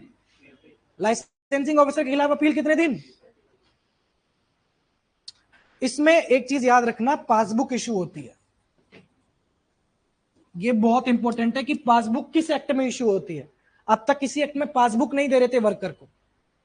इंटरस्टेट माइग्रेंट वर्कमैन को पासबुक देते हैं। उस पासबुक में उसका नाम, जहां वो काम कर रहा है, कब तक काम करेगा, period, rates, mode of payment, और 2 सबसे इंपॉर्टेंट चीज जो इसी एक्ट में मिलती है वो है डिस्प्लेसमेंट अलाउंस, डिस्प्लेसमेंट अलाउंस और जर्नी फेयर। उसको एक स्टेट से दूसरी जगह लेके आए तो पैसा खर्च हुआ उसका, पहले तो वो डिस्प्लेसमेंट होने का पैसा दो, फिर उसका टिकट विकेट भी लगा तो उसके आने का पैसा भी दोगे, और वो जब नौकरी छोड़ के चले जाता है तो वो भी देना पड़ता है। ठीक है, ये दोनों इसमें होता है। पासबुक हमेशा वर्कमैन के पास ही रहेगी। किसके पास रहेगी? कॉन्ट्रैक्टर उसको अपडेट करते हुए देगा। ठीक, माइग्रेंट वर्कमैन और नॉर्मल वर्कमैन में आप डिस्क्रिमिनेशन नहीं कर सकते। जो वेजेस, जो वर्किंग कंडीशन माइग्रेंट वर्कमैन को आपकी फैक्ट्री में मिल रही है, वही कंडीशन वही सेम होगी जो आप लोकल वर्कर को दे रहे हो। ऑनर की जिम्मेदारी, एम्प्लॉयर की जिम्मेदारी। ठीक, डिस्प्लेसमेंट अलाउंस कितना होता है? एक बार ही मिलता है। जब वो आया, कितना मिलेगा? 50%। 50% of monthly annual monthly wages, या फिर बहुत बड़ी रकम सरकार की तरफ से दी जाती है, पूरा चेक के साथ दिया जाता है। ऐसा अमिताभ बच्चन देता है कितने रुपए? 75 रुपए।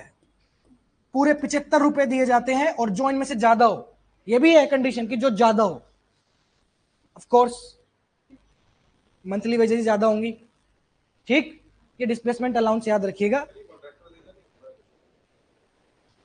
ये कॉन्ट्रैक्टर ही देगा, एम्प्लॉयर नहीं देगा।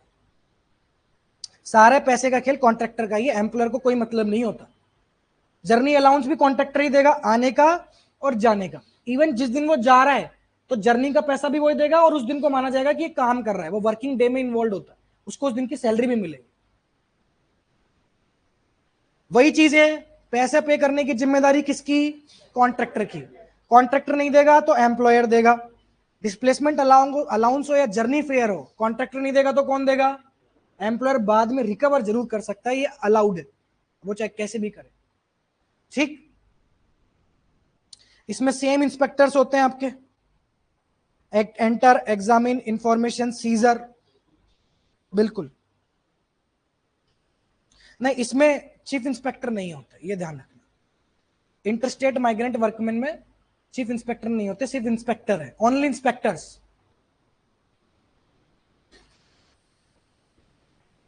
State government, appropriate government, depend करता है जुडिक्शन क्या है। जैसे माइंस का अलग से हो जाएगा।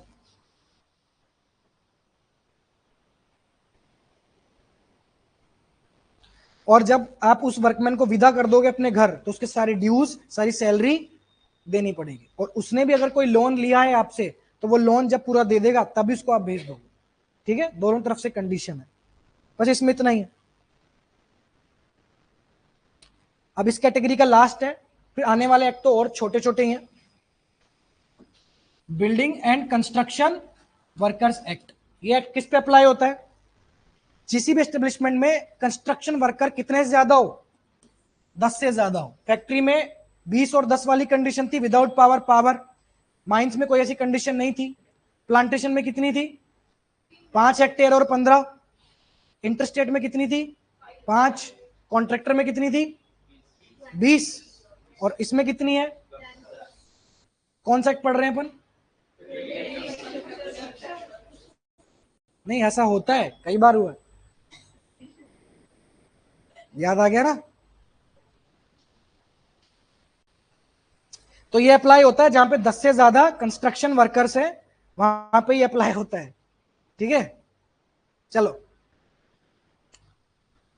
सेम वर्कर वही रहेगा, चाहे स्किल्ड हो अनस्किल्ड हो। कंस्ट्रक्शन वर्कर होता है, चाहे स्किल्ड हो अनस्किल्ड हो, सेमी स्किल्ड हो, मैनुअल हो, लेकिन वही वर्कर की डेफिनेशन में वो 3 लोग कभी नहीं आते। वो 3 कौन कौन से हैं? Manager, administrator. अब वो सुपरवाइजर अपन ने 500 रुपए पढ़े थे, कौन से एक्ट में? प्लांटेशन में पढ़े थे, किसमें पढ़े थे? कॉन्ट्रैक्ट में पढ़े थे। इसमें वो 500 रुपए 1600 रुपए है। कितना है? बिल्डिंग एंड कंस्ट्रक्शन वर्कर में, सुपरवाइजर में, वो सुपरवाइजर वर्कर की कैटेगरी में नहीं आता जिसकी सैलरी 1600 से ज्यादा है पर मंथ। इसमें चीफ इंस्पेक्टर, इंस्पेक्टर दोनों होते हैं। और इसमें एडवाइजरी कमेटी होती है। कौन सी कमेटी होती है? एडवाइजरी बोर्ड पढ़ा था अपन ने अब तक, किसमें पढ़ा था? कॉन्ट्रैक्ट वर्कर में एडवाइजरी बोर्ड था, इसमें एडवाइजरी कमेटी है। दोनों में फर्क पता होना चाहिए। एडवाइजरी कमेटी अब तक ऐसे मोस्टली 2 ही एक्ट में है, एक तो इसमें बिल्डिंग एंड कंस्ट्रक्शन में, और एक एडवाइजरी कमेटी है इक्वल रेम्युनरेशन एक्ट में। एडवाइजरी बोर्ड अपन ने अब तक किस किस में पढ़ लिया? कॉन्ट्रैक्ट में, और एक एडवाइजरी बोर्ड है मिनिमम वेजेस एक्ट में। ऐसे मैच द फॉलोइंग में तुम्हारे क्वेश्चन आएगा, एडवाइजरी बोर्ड किस किस में है? कॉन्ट्रैक्ट, मिनिमम वेज में बोर्ड है, कमिटी बिल्डिंग में, और इक्वल रेम्युनरेशन में। वो कमिटी, सिर्फ कमिटी उसमें थी माइंस में, एडवाइजरी कमिटी नहीं थी वो। सेंट्रल लेवल पे भी होती है, स्टेट लेवल पे भी होती है, लिख लो। सेंट्रल लेवल पे जो कमिटी होती है उसके नॉमिनेटेड मेंबर्स कितने होते हैं? 9 से 13।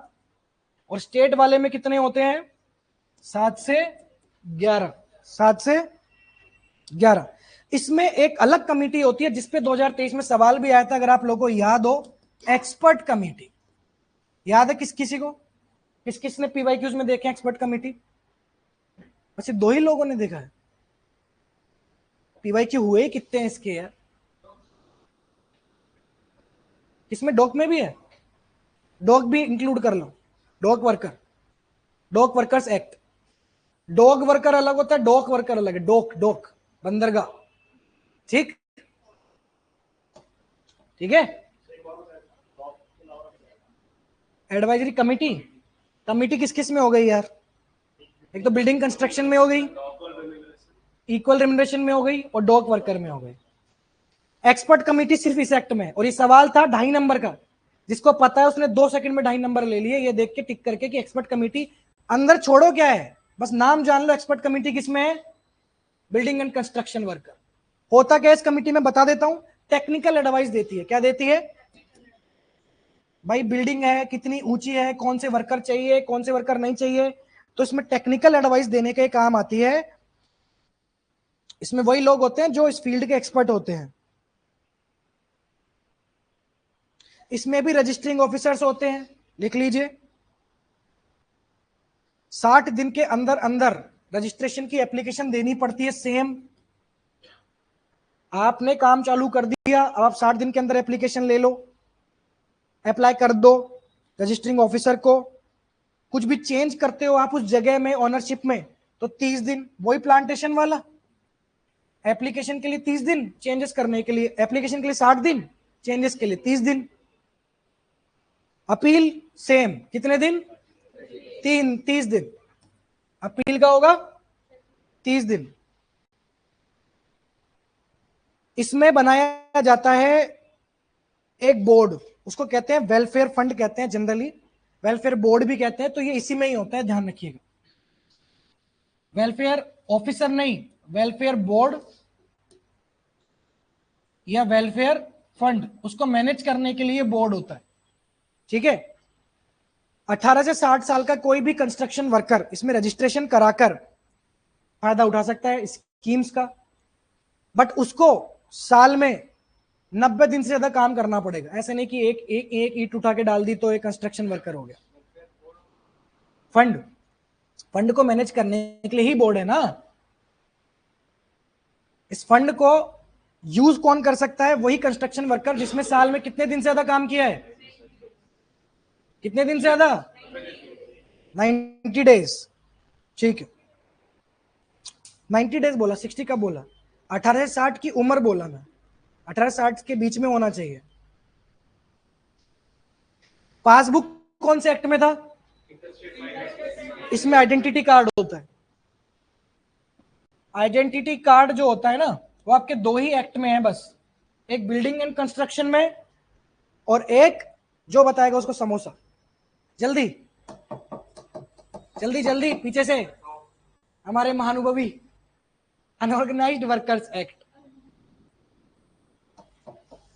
सख्त जरूरत थी तुमको इस रिवीजन की, सख्त।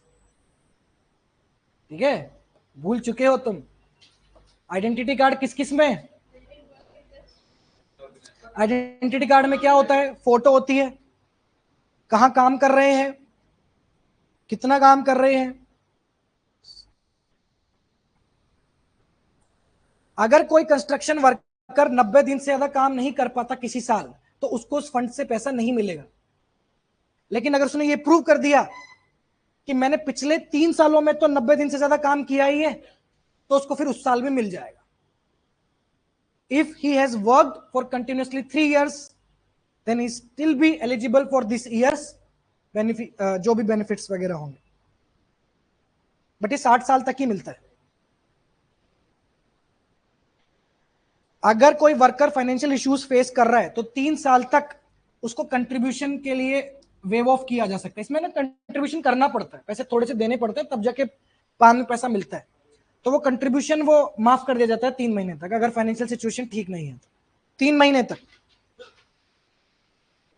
हाँ, बोर्ड बोर्ड बोर्ड डिसाइड करता है, बोर्ड। ठीक है, तो वेलफेयर बोर्ड होते हैं इसमें, याद रखना है आपको। स्टेट वेलफेयर बोर्ड होते हैं प्राइमरली। स्टेट वेलफेयर बोर्ड पूछा जाएगा किस में होते हैं, क्योंकि ये वेलफेयर बोर्ड जब एग्जाम में आएगा तो तुम पक्का भूल जाओगे कि कौन से एक्ट में था, क्योंकि सारे वेलफेयर के लिए है। कौन से एक्ट में welfare board? Workers facilitation centre कौन से एक्ट में होता है? 100 बार 100 बैच में बता चुका है, किसमें होता है? ऑर्गेनाइज्ड। क्योंकि स्कीम में एलिजिबल कराने के लिए ई मित्र होते हैं, वैसे वर्कर्स फैसिलिटेशन सेंटर होते हैं जो एक ही एक्ट में होता है, अनऑर्गेनाइज्ड। वैसे एक ही क्वेश्चन बनेगा, कौन से एक्ट में क्या चीज है, बस। चलो, ये बोर्ड का क्या काम होता है? पेंशन, लोन, एजुकेशन, मेडिकल, छोटी छोटी चीजें देना। पेंशन, मेडिकल, लोन, मैटरनिटी हो गया, एक्सीडेंट वगैरह के केस में कोई भी असिस्टेंस हो वो हो गया, सब देता है। ठीक, चलो अब इसमें फैसिलिटीज क्या क्या है, वही ओवर टाइम का double, drinking water. Drinking water में एक कंडीशन है कि ये लोकल लैंग्वेज में होना चाहिए। फैक्ट्री एक्ट में भी ड्रिंकिंग वाटर लिखा हुआ, भावना नहीं समझता है। ड्रिंकिंग वाटर पानी पीने की व्यवस्था यहां की गई है, ये लिखा हुआ लोकल लैंग्वेज में होना चाहिए। ठीक है, ऐसा नहीं कि तुम कुछ भी लिख दो, समझ में ही नहीं आए अगले को तो फिर क्या करेगा। और कितनी डिस्टेंस यूरिनल से,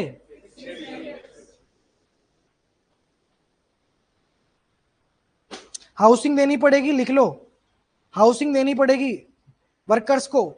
और एक बार काम खत्म हो गया तो उस हाउसिंग को हटाना भी पड़ेगा। यहां बिल्डिंग बन रही थी, वर्कर्स काम कर रहे थे, वर्कर्स को ठहरना था, मैंने इनके लिए यहां घर बना दिया, बिल्डिंग चली गई, इनका घर भी हटाना पड़ेगा। ये ड्यूटी है, किसकी ड्यूटी है, एम्प्लॉयर की, कि वो स्ट्रक्चर हटाओ। ये किसके लिए बना दिया, डिमोलिश करना पड़ेगा, लैंड को क्लीन करके रिस्टोर करना पड़ेगा ओरिजिनल कंडीशन में। क्रैश फैसिलिटीज में भी होती है, कितने वर्कर्स पे, फैक्ट्री में कितने पे होती है, और प्लांटेशन में कितना पड़ा था, इंटरस्टेट में कितना हुआ, इंटरस्टेट क्या सॉरी इसमें बिल्डिंग एंड कंस्ट्रक्शन में 50। ठीक है, कैंटीन 250 पे, सेम कैंटीन कितने पे आ रही है, कैंटीन अब तक किस किस में आ चुकी है पता है तुम लोगों को?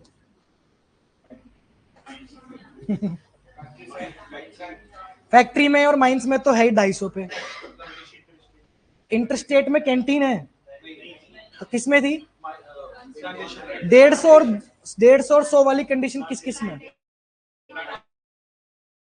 प्लांटेशन में कितने पे, 100 पे या 150 पे, कॉन्ट्रैक्ट में 100 है और प्लांटेशन में 150। कैसे याद करोगे देख लो, कंस्ट्रक्शन में 100 और प्लांटेशन में 150 कैसे है। ठीक है, नहीं इसमें नहीं है 20 बच्चों वाला इसमें, लेकिन सेफ्टी कमिटी और सेफ्टी ऑफिसर दोनों है 500 से ज्यादा वर्कर्स पे, ये दो में ही आता है। सेफ्टी कमिटी सेफ्टी ऑफिसर वाला फैक्ट्री में ही आ रहा है या बिल्डिंग एंड कंस्ट्रक्शन वाले में ही आ रहा है? सेफ्टी कमिटी सेफ्टी ऑफिसर 500 से ज्यादा वर्कर्स पे आता है। वो इंस्पेक्टर की तुम्हारी पावर आ गई, हाँ होता है। चलो ये तुम्हारे एक कैटेगरी खत्म, अब दूसरी कैटेगरी स्टार्ट करते हैं फटाफट, उनकी वेजेस वगैरह की। चलो सबसे पहले मिनिमम वेजेस एक्ट, कौन सा एक्ट,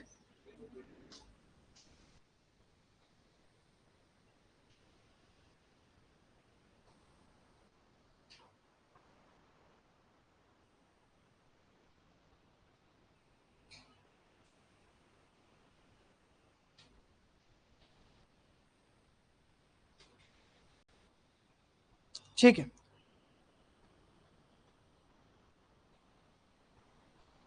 एक चीज बस याद रखना, मैं अपने टेलीग्राम चैनल पे एक लास्ट में एग्जाम के जब बचेंगे कुछ दिन, 2 या 4 दिन 5 दिन, उसमें एक पोस्ट डालूंगा, उसमें वेजेस की डेफिनेशन अलग अलग एक्ट में क्या है वो बता दूंगा, क्योंकि अभी पढ़ोगे तो भूल जाओगे। तो वो अभी के लिए मैं कवर नहीं कर रहा हूँ, वेजेस की डेफिनेशन वो हर एक्ट में अलग अलग है, आने वाले 4 एक्ट में, वो मैं उस पोस्ट में कवर करूंगा, उसको उसी टाइम पढ़ना। ईपीएफओ बाय व्यास है, दूरदर्शन। ठीक है, चलो अब फटाफट फटाफट कर लो। मिनिमम वेजेस मेरे साथ रिपीट करिए, सारे बोलिए, क्योंकि मेरा नुकसान नहीं है, मैं तो 30 नवंबर के बाद वैकेशन पे जाऊंगा। ठीक है, आप लोग को एग्जाम देना है, आप भी जाओगे बट एग्जाम देके जाओगे ना, तो ये ध्यान रखना जितना बोलोगे तभी याद रहेगा, इसके बाद कोई क्लास कुछ हेल्प नहीं करेगी। हर कितने साल में मिनिमम वेजेस फिक्स करनी होती है, कितने साल में मिनिमम वेजेस जो फिक्स करनी होती है, क्या वो हर हर इंडस्ट्री के लिए अलग अलग हो सकती है, क्या वो हर स्टेट के लिए अलग अलग हो सकती है, क्या वो हर स्किल के लिए अलग अलग हो सकती है, क्या वो हर एज ग्रुप के लिए अलग अलग हो सकती है? तो इंडस्ट्री, ऑक्यूपेशन, स्किल और एज ग्रुप, इन पे अलग अलग मिनिमम वेजेस हो सकती है। करोल बाग के लिए अलग हो सकती है, द्वारका के लिए अलग हो सकती है, कंस्ट्रक्शन वर्कर के लिए अलग हो सकती है, और प्लांटेशन वर्कर्स के लिए, डॉक्टर्स के लिए अलग हो सकती है, और अकाउंटेंट्स के लिए अलग हो सकती है। 4 तरह की वेजेस यहां पे बताई गई है मिनिमम वेजेस एक्ट में। कौन कौन सी है? एक है मिनिमम, एग्जैक्टली जो वर्ड बोल रहा हूं वही याद रखना, minimum time rate, minimum piece rate, 1 घंटे के 100, 200, 500। पीस रेट क्या होता है? जितना प्रोडक्शन कर रहे हो उस पीस पे मिनिमम पैसा कितना मिलना चाहिए एक वर्कर को। गारंटीड टाइम रेट, गारंटीड ये किसके लिए होती है? ये भी पीस वर्कर्स के लिए ही होती है। ये होती है पीस वर्कर्स के लिए इसलिए कि भाई पीस वर्कर को यहां से तो मिल ही रहा है कि इतना तुम प्रोडक्शन करोगे तो इतना पैसा उसको देना पड़ेगा। एक चूड़ी बनाने वाले वर्कर को इतनी चूड़ियों के इतना पैसा तो देना चाहिए, ये सरकार ने फिक्स कर रखा है यहाँ पे। बट वो अगर चूड़ी नहीं बना पाया तो सीख ही रहा है, फैक्ट्री में पूरा दिन बिता दिया, तो क्या वो खाली हाथ घर जाएगा? सरकार ने बोल रखा है कि पीस वर्कर को भी टाइम के हिसाब से तुम पैसा तो दोगे ही, उसको बोलते हैं guaranteed time rate. This is only for piece workers. फिर होता है लास्ट में ओवर टाइम, और ओवर टाइम हमेशा कितना होता है? डबल। मिनिमम वेजेस जब डिसाइड होती है तो 2 तरीके होते हैं डिसाइड करने के। कौन कौन से होते हैं? Committee method, notification method. Committee method में कमिटी बुलाई जाती है, सब कमिटीज अपॉइंट होती है, एडवाइस ली जाती है, फिर उसको इंप्लीमेंट किया जाता है। नोटिफिकेशन मेथड में गवर्नमेंट सामने से बिना किसी कमिटी के अपनी प्रपोजल रख देती पब्लिक में, पब्लिक उस पर अपने व्यूज दे देती है, ठीक है। लेकिन व्यूज जो होती है वो 2 महीने के अंदर अंदर देने पड़ते हैं। कितने महीने के अंदर? एटलीस्ट 2 मंथ्स तक वहां पे उनको रखना पड़ता है। 2 मंथ्स तक सजेशंस पब्लिक में रहेंगे, ठीक। चलिए, इन दोनों तरीके से मिनिमम वेज डिसाइड हो सकती है, लेकिन ये कैसे होगी इसको एडवाइस करने के लिए, इस पे काम करने के लिए एडवाइजरी बोर्ड होता है। क्या होता है? एडवाइजरी बोर्ड अब तक किस किस में पढ़ लिया?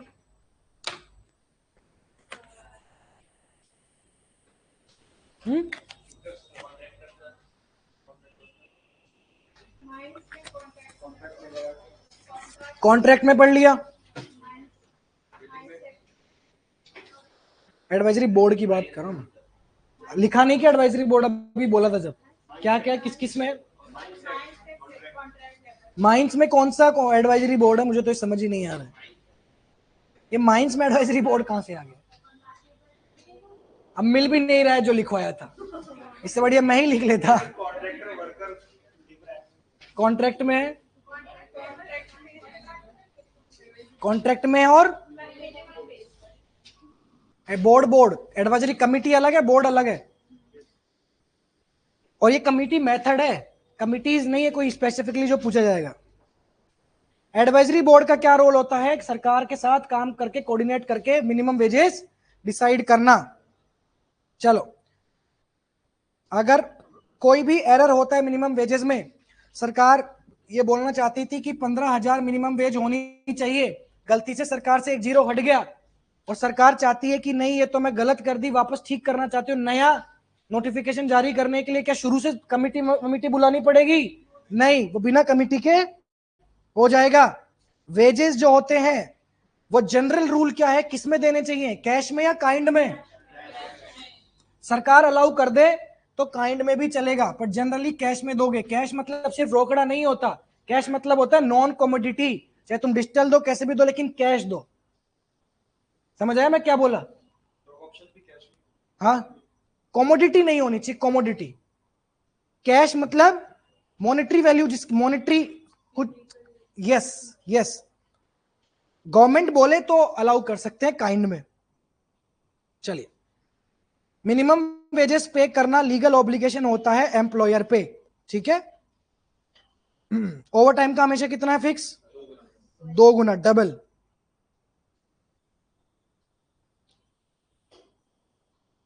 इसमें भी सेम तुम्हारे इंस्पेक्टर्स होते हैं जो मिनिमम वेजेस डिसाइड करते हैं, एंटर कर सकते हैं, एग्जामिन कर सकते हैं। हर लोग का अलग इंस्पेक्टर होता है, तभी तो easy of doing business India में नहीं है। कभी फैक्ट्री एक्ट की तरफ, एक फैक्ट्री है तुम्हारी चूड़ी बनाने की, ठीक, उसमें फैक्ट्री वाला इंस्पेक्टर भी आ रहा है, मिनिमम वेजेस वाला भी आ रहा है, कॉन्ट्रैक्ट वर्कर भी आ रहा है, इंटरस्टेट वाला भी आ रहा है, हर दिन नया इंस्पेक्टर आ रहा है, हर दिन नया बैग तैयार करना पड़ रहा है ना। तो मोदी जी ने क्या किया, सारे इंस्पेक्टर्स को हटा के एक इंस्पेक्टर कर दिया। अब 10 बैग की जगह क्या बनाने पड़ेंगे, एक बैग बनाना पड़ेगा, ठीक है। हाँ, क्योंकि वो इंस्पेक्टर कम फैसिलिटेटर हो गया। चलो, अरे नहीं होता यार इसमें चीफ इंस्पेक्टर, इसको चीफ इंस्पेक्टर की याद नहीं होता इसमें भाई, मैं बोलूं तो ही होता है यार।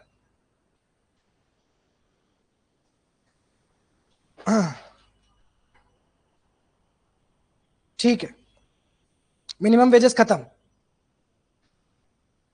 अब आएगा तुम्हारा, एक सेकंड एक सेकंड एक सेकंड एक second, payment of bonus act, फटाफट कर लो इसको अभी। पेमेंट ऑफ बोनस एक्ट, ठीक है। पेमेंट ऑफ बोनस एक्ट में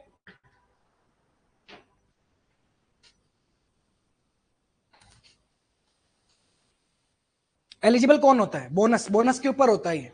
बोनस किसको मिलेगा, जो कम से कम 30 दिन काम किया। एक दिन तुमने काम किया, तुम बोलोगे बोनस, तो बोनस भी नहीं मिलेगा, और बस वही जो तुम सोच रहे हो।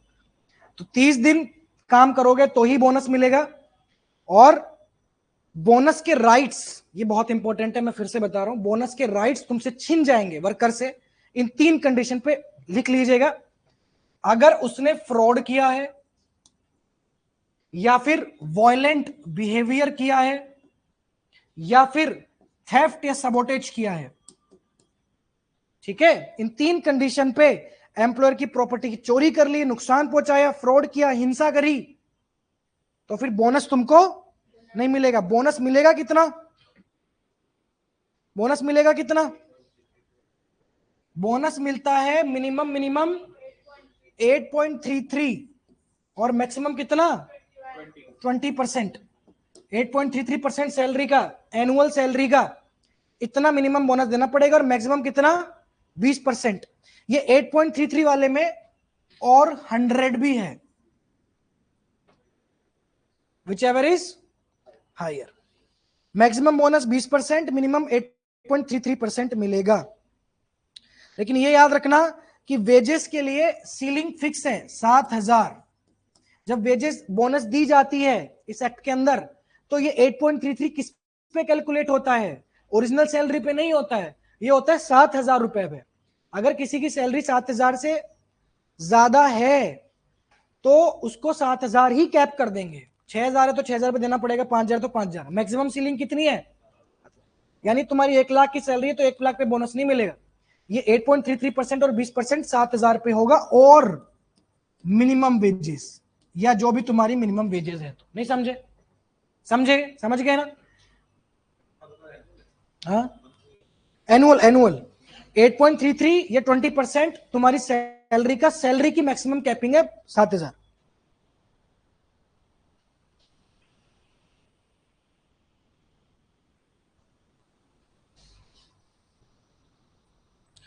कुछ कंडीशन है, अगर कोई नया स्टार्टअप है तो शुरू के 5 साल वो एलिजिबल है, मतलब अलाउड है सरकार की तरफ से कि वो बोनस नहीं देगा वर्कर्स को, अगर वो प्रॉफिट नहीं कमा रहा तो। शुरू के 5 साल बस, कितने 6th-7th ईयर में उसको देना पड़ेगा, थोड़ा एडजस्टमेंट्स अलाउड है, और 8th में तो देना ही पड़ेगा। पूछा जाएगा 5 साल कि कितने साल तक स्टार्टअप्स को अलाउड है, कोई भी फैक्ट्री को कि जो स्टार्ट ही हुई है कि बिना प्रॉफिट के आप बोनस मत दो, कितने साल तक, 5 साल तक। बोनस कितने दिन के अंदर अंदर देना होता है, बोनस तुम्हारा 2025 का कैलकुलेट हो गया, अब वो देगा कब एम्प्लॉयर, अगले साल के विद इन 8 मंथ्स में, नेक्स्ट अकाउंटिंग ईयर के विद इन 8 मंथ्स में तुमको मिल जाना चाहिए नॉर्मल केसेस में। लेकिन मामला अगर डिस्प्यूट में, तो डिसीजन आने के 1 महीने के अंदर अंदर ही तुमको मिल जाना चाहिए, नॉर्मल केसेस में 8 मंथ्स। और क्या बोनस देने का अधिकार प्राइवेट सेक्टर को ये पब्लिक सेक्टर भी दे सकती है, यस, गवर्नमेंट कंपनीज भी देगी। फिर आप बोलोगे सर गवर्नमेंट ऑफिशियल को बोनस तो नहीं मिलता, हमको तो नहीं मिलेगा, तुमको कौन सा बोनस मिलेगा, फिर कैसे, ये तभी दे सकती है गवर्नमेंट कंपनी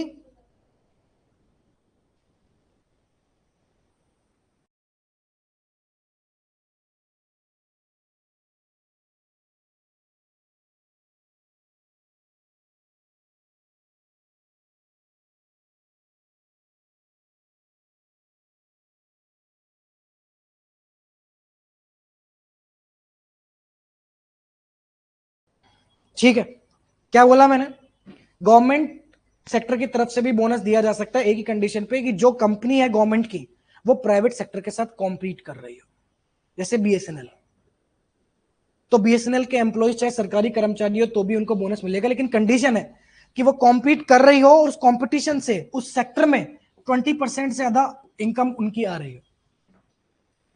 बहुत सारे प्रोडक्ट होते हैं, वो पार्टिकुलर प्रोडक्ट जो प्राइवेट सेक्टर के साथ भी कंपटीशन उनका चल रहा है उसमें कम से कम 20% रेवेन्यू का सोर्स वो होना चाहिए। ठीक, समझ गए? चलो, लिखना छोड़ दिया क्या? लिखना मत छोड़ना, चाहे कोई बात नहीं, अगर नहीं हो पाए तो आगे परसों कभी भी ले लेंगे, लेकिन लिखना मत छोड़ना। चलो, रजिस्टर्स भी मेंटेन करने पड़ते हैं एम्प्लॉयर को, कितने वेजेस दिया, कितना बोनस दिया, सब मेंटेन करना पड़ता है। इसमें इंस्पेक्टर भी होता है, चीफ इंस्पेक्टर नहीं होता। फिर पूछेंगे, चीफ इंस्पेक्टर नहीं होता इसमें कोई भी, इंस्पेक्टर होता है, इंस्पेक्टर आके चेक करता है दिया कि नहीं दिया, दैट्स इट।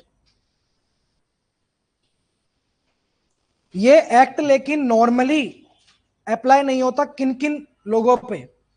इंश्योरेंस कंपनीज पे, उनके लिए अलग कंडीशन है। इंश्योरेंस कंपनीज जो शिप्स में काम करते हैं, सीमेन, उनके लिए, डॉक वर्कर्स के लिए, गवर्नमेंट एस्टेब्लिशमेंट्स के लिए, बस वो 20% वाली कंडीशन याद रखना। गवर्नमेंट एस्टेब्लिशमेंट्स और financial bodies such as RBI, NABARD वगैरह।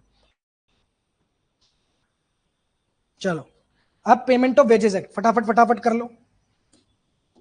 पेमेंट ऑफ वेजेस एक्ट, इसमें सिंपल सी चीजें हैं, कुछ भी नहीं है। पेमेंट के लिए पहले तो ये बोला गया है वेज पीरियड। वेज पीरियड क्या होता है? जितने दिन के बाद तुमको सैलरी का प्रोसेस स्टार्ट हो जाता है। कोई 7 दिन के लिए काम करता है कि हर 7 दिन में मुझे पैसा दे दो, कोई 15 दिन, कोई 20 दिन। सरकार की तरफ से वेज पीरियड जो होता है वो कुछ भी हो सकता है, वीकली, बाई वीकली, मंथली, लेकिन मंथली से ज्यादा नहीं होना चाहिए। मैक्सिमम कितना है? यानी कि आप बाय मंथली सैलरी नहीं ले सकते, समझे? कि हर 2 महीने में मुझे सैलरी देते रहो। तुम्हें मैक्सिमम 1 महीने बाद तो वेज पीरियड खत्म होगा, अब तो सैलरी देनी पड़ेगी अपने वर्कर को। वो मैक्सिमम जो 1 महीना है, अब वो चाहे एक सप्ताह हो चाहे 15 दिन हो, 1 महीना मैक्स है। सैलरी कब देनी पड़ेगी? कितने दिन के अंदर अंदर? वो पीच पीरियड खत्म होने के। अगर 1000 से कम एम्प्लॉइज हैं तो 7th डे में, और 1000 से ज्यादा अगर एम्प्लॉइज हैं तो वेज पीरियड एक्सपायर होने के 10 दिन के अंदर अंदर। मेरा अगर एक वीक खत्म हो गया और 1000 से कम एम्प्लॉइज है तो भी 7 दिन, 1000 से ज्यादा है तो 10 दिन। ठीक है? वेज पीरियड कुछ भी हो, 1 महीना, 15 दिन, 2 दिन, 1 दिन भी अगर वेज पीरियड है, मुझे तो हर दिन पैसा लेना है। बट आज का पैसा मैं अगले 7 दिन के अंदर अंदर मुझे मिल जाना चाहिए। 7 और 10, 1000 से कम है तो 7, 1000 से ज्यादा है तो 10। अगर डॉक्स पे काम होता है, डॉक्स पे, वॉफ्स पे, ये होती हैं जगह लोडिंग अनलोडिंग शिपिंग की, या माइंस में, यहां पे परमानेंट काम तो होता नहीं है, काम होता है जब बुलाते हैं। तो इसमें जब भी काम खत्म हो जाए उसके 7 दिन के अंदर अंदर, 7 days of completing the work. और अगर किसी एम्प्लॉय को तुम टर्मिनेट कर देते हो, है ना, तो 2 दिन के अंदर अंदर। टर्मिनेशन पे कितना? 2 वर्किंग डेज। 2 दिन के अंदर अंदर उसको उसका बोनस देना पड़ेगा। 7 दिन 10 दिन नहीं, 2 दिन के अंदर अंदर। वेज बोनस, बोनस ये, हाँ वेजेस, सॉरी वेजेस, अभी पेमेंट ऑफ वेजेस एक पढ़ रहे हैं ना अपन, वेजेस की बात हो। बोनस तो 8 महीने के अंदर कभी भी दे सकते हो, डिस्प्यूट में है तो 1 महीना। हमेशा वेजेस कैश में ही जाएगी। किसमें जाएगी? तुम जो भी वेजेस दोगे उसको, उसमें से डिडक्शन क्या क्या कर सकते हो, सरकार ने एक इसकी लिस्ट दे रखी है, आप लोग को लिख लीजिए। परमिशिबल डिडक्शंस, क्या क्या ऑनर में, ऑनर जो है वो सैलरी में से क्या क्या काट सकता है, क्या क्या काट सकता है? Fines, absence from duty,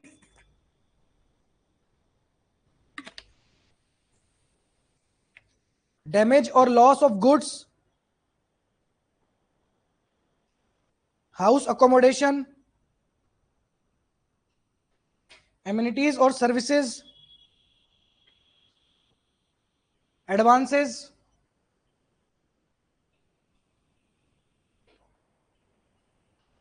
loan from welfare fund. Welfare fund कहां पड़ा था? बिल्डिंग एंड कंस्ट्रक्शन में। कोई भी लोन होगा वो इसमें कवर्ड होगा। इनकम टैक्स से डिडक्शन टीडीएस करता है, करता है टीडीएस, तो वो टीडीएस कट के तुम्हारी सैलरी आती है। कोर्ट ने कोई ऑर्डर दिया हो डिडक्शन का, court order, PF, provident fund. क्या हो गया? क्या कंफ्यूजन आ गई तुमको? अरे यार, डैमेज और लॉस था ना। अब देख के लिख लेना तुम। National defence fund, defence fund, defence fund, national defence fund. Cooperative societies और इंश्योरेंस स्कीम, एम्प्लॉय ने उसमें पैसा डाल रखा हो एम्प्लॉयर की तरफ से, तो cooperative society insurance scheme, government bonds, employ welfare fund में बोल चुका हूं। धीरे, वहां तुम्हारी मैडम खड़ी हो गई उधर, धीरे कैसे करें? देखो आधे हुए हैं अभी तो, मैं आपको ऑनेस्टली बताऊं, मतलब 60-70 वाले हो गए इंपॉर्टेंट वाले, तो एक दिन और क्लास रखनी पड़ेगी। तो तुम ये कर लेना रिवाइज फिर, तो इसको तो करो कंप्लीट, बस 5-10 मिनट दे दो। अरे यार डिफेंस वाला कहां चले गया यार, ये इंटरनेट एक्सप्लोरर चला रहा है अभी भी।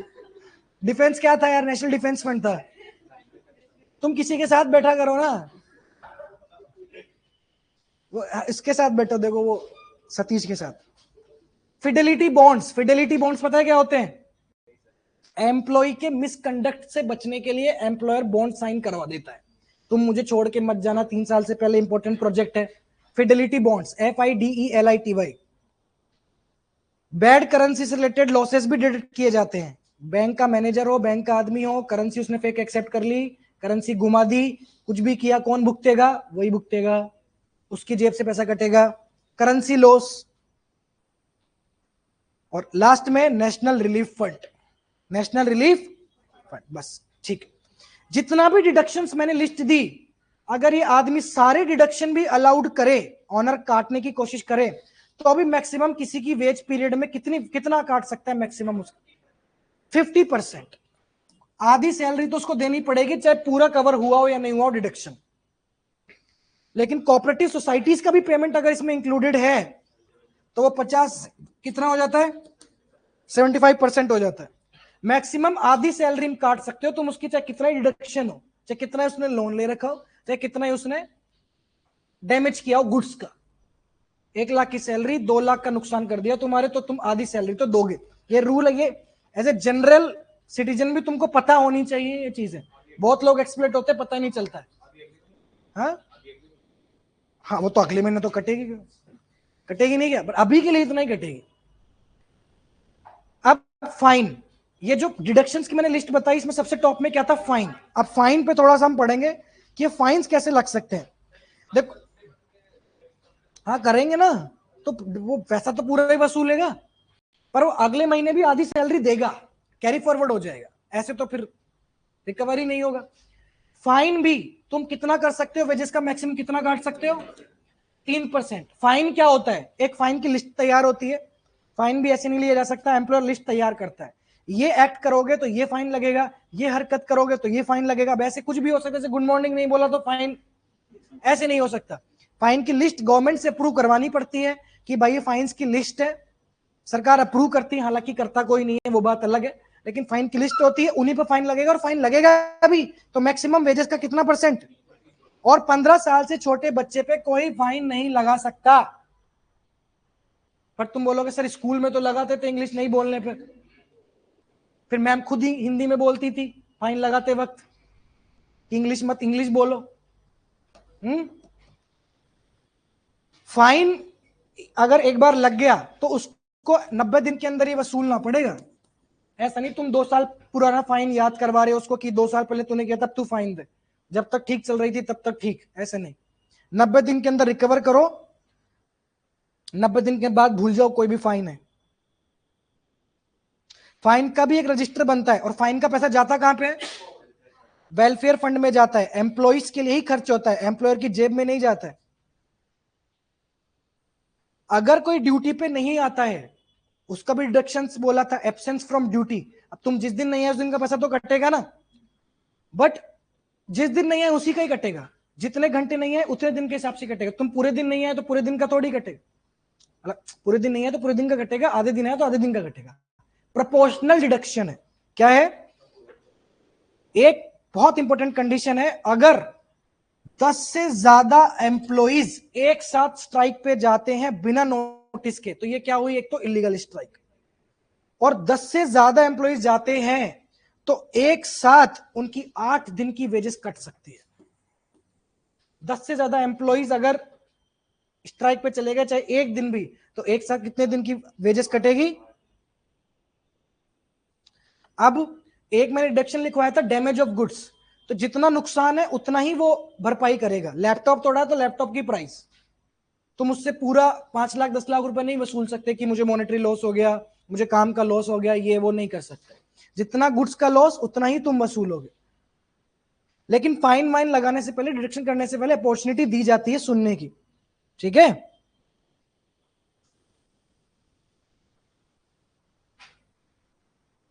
सेम इसमें रजिस्ट्रेशन रिकॉर्ड्स वगैरह होते हैं, बट इसमें एक इंपॉर्टेंट फैक्ट है कि ये जो फाइन के या डिडक्शंस के रजिस्टर्स होते हैं, जो रिकॉर्ड्स होते हैं, ये किसी एक्ट में नहीं है। ये किसी एक्ट में नहीं है ये वाली चीज कि रिकॉर्ड्स को कब तक मेंटेन करना है। ये इसी एक्ट में है कि डिडक्शन है 3 साल। 3 साल किस चीज के? लास्ट एंट्री, उस रजिस्टर की लास्ट एंट्री जब हुई, उस लास्ट एंट्री से 3 साल तक उसको प्रिजर्व करके रखना पड़ेगा, ये मैंडेटरी है। All such records must be preserved for at least 3 years after the last entry. Same इसमें इंस्पेक्टर आ जाते हैं तुम्हारे, चीफ इंस्पेक्टर नहीं है।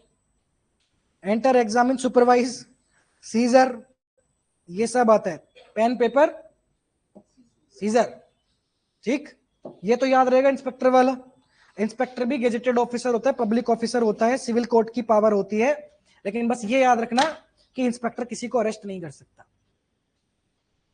ये अगर स्टेटमेंट है तो गलत है, अगर क्वेश्चन में आता है तो। इंस्पेक्टर जाके इंक्वायरी कर सकता है, पूछताछ कर सकता है, इंस्पेक्टर को किसी की नौकरी पे से नहीं हटा सकता, इंस्पेक्टर किसी को अरेस्ट नहीं कर सकता। हाँ, इंस्पेक्टर के अरेस्टिंग पावर नहीं है भाई, नहीं है, इंस्पेक्टर अरेस्ट नहीं कर सकता। और इसमें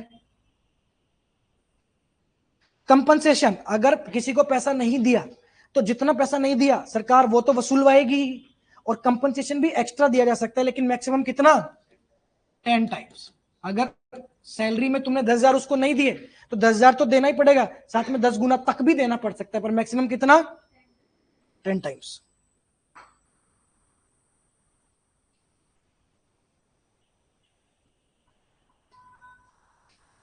सेम अपील के लिए कितने दिन? 30 डेज। अपील के लिए इसमें 30 डेज ही है।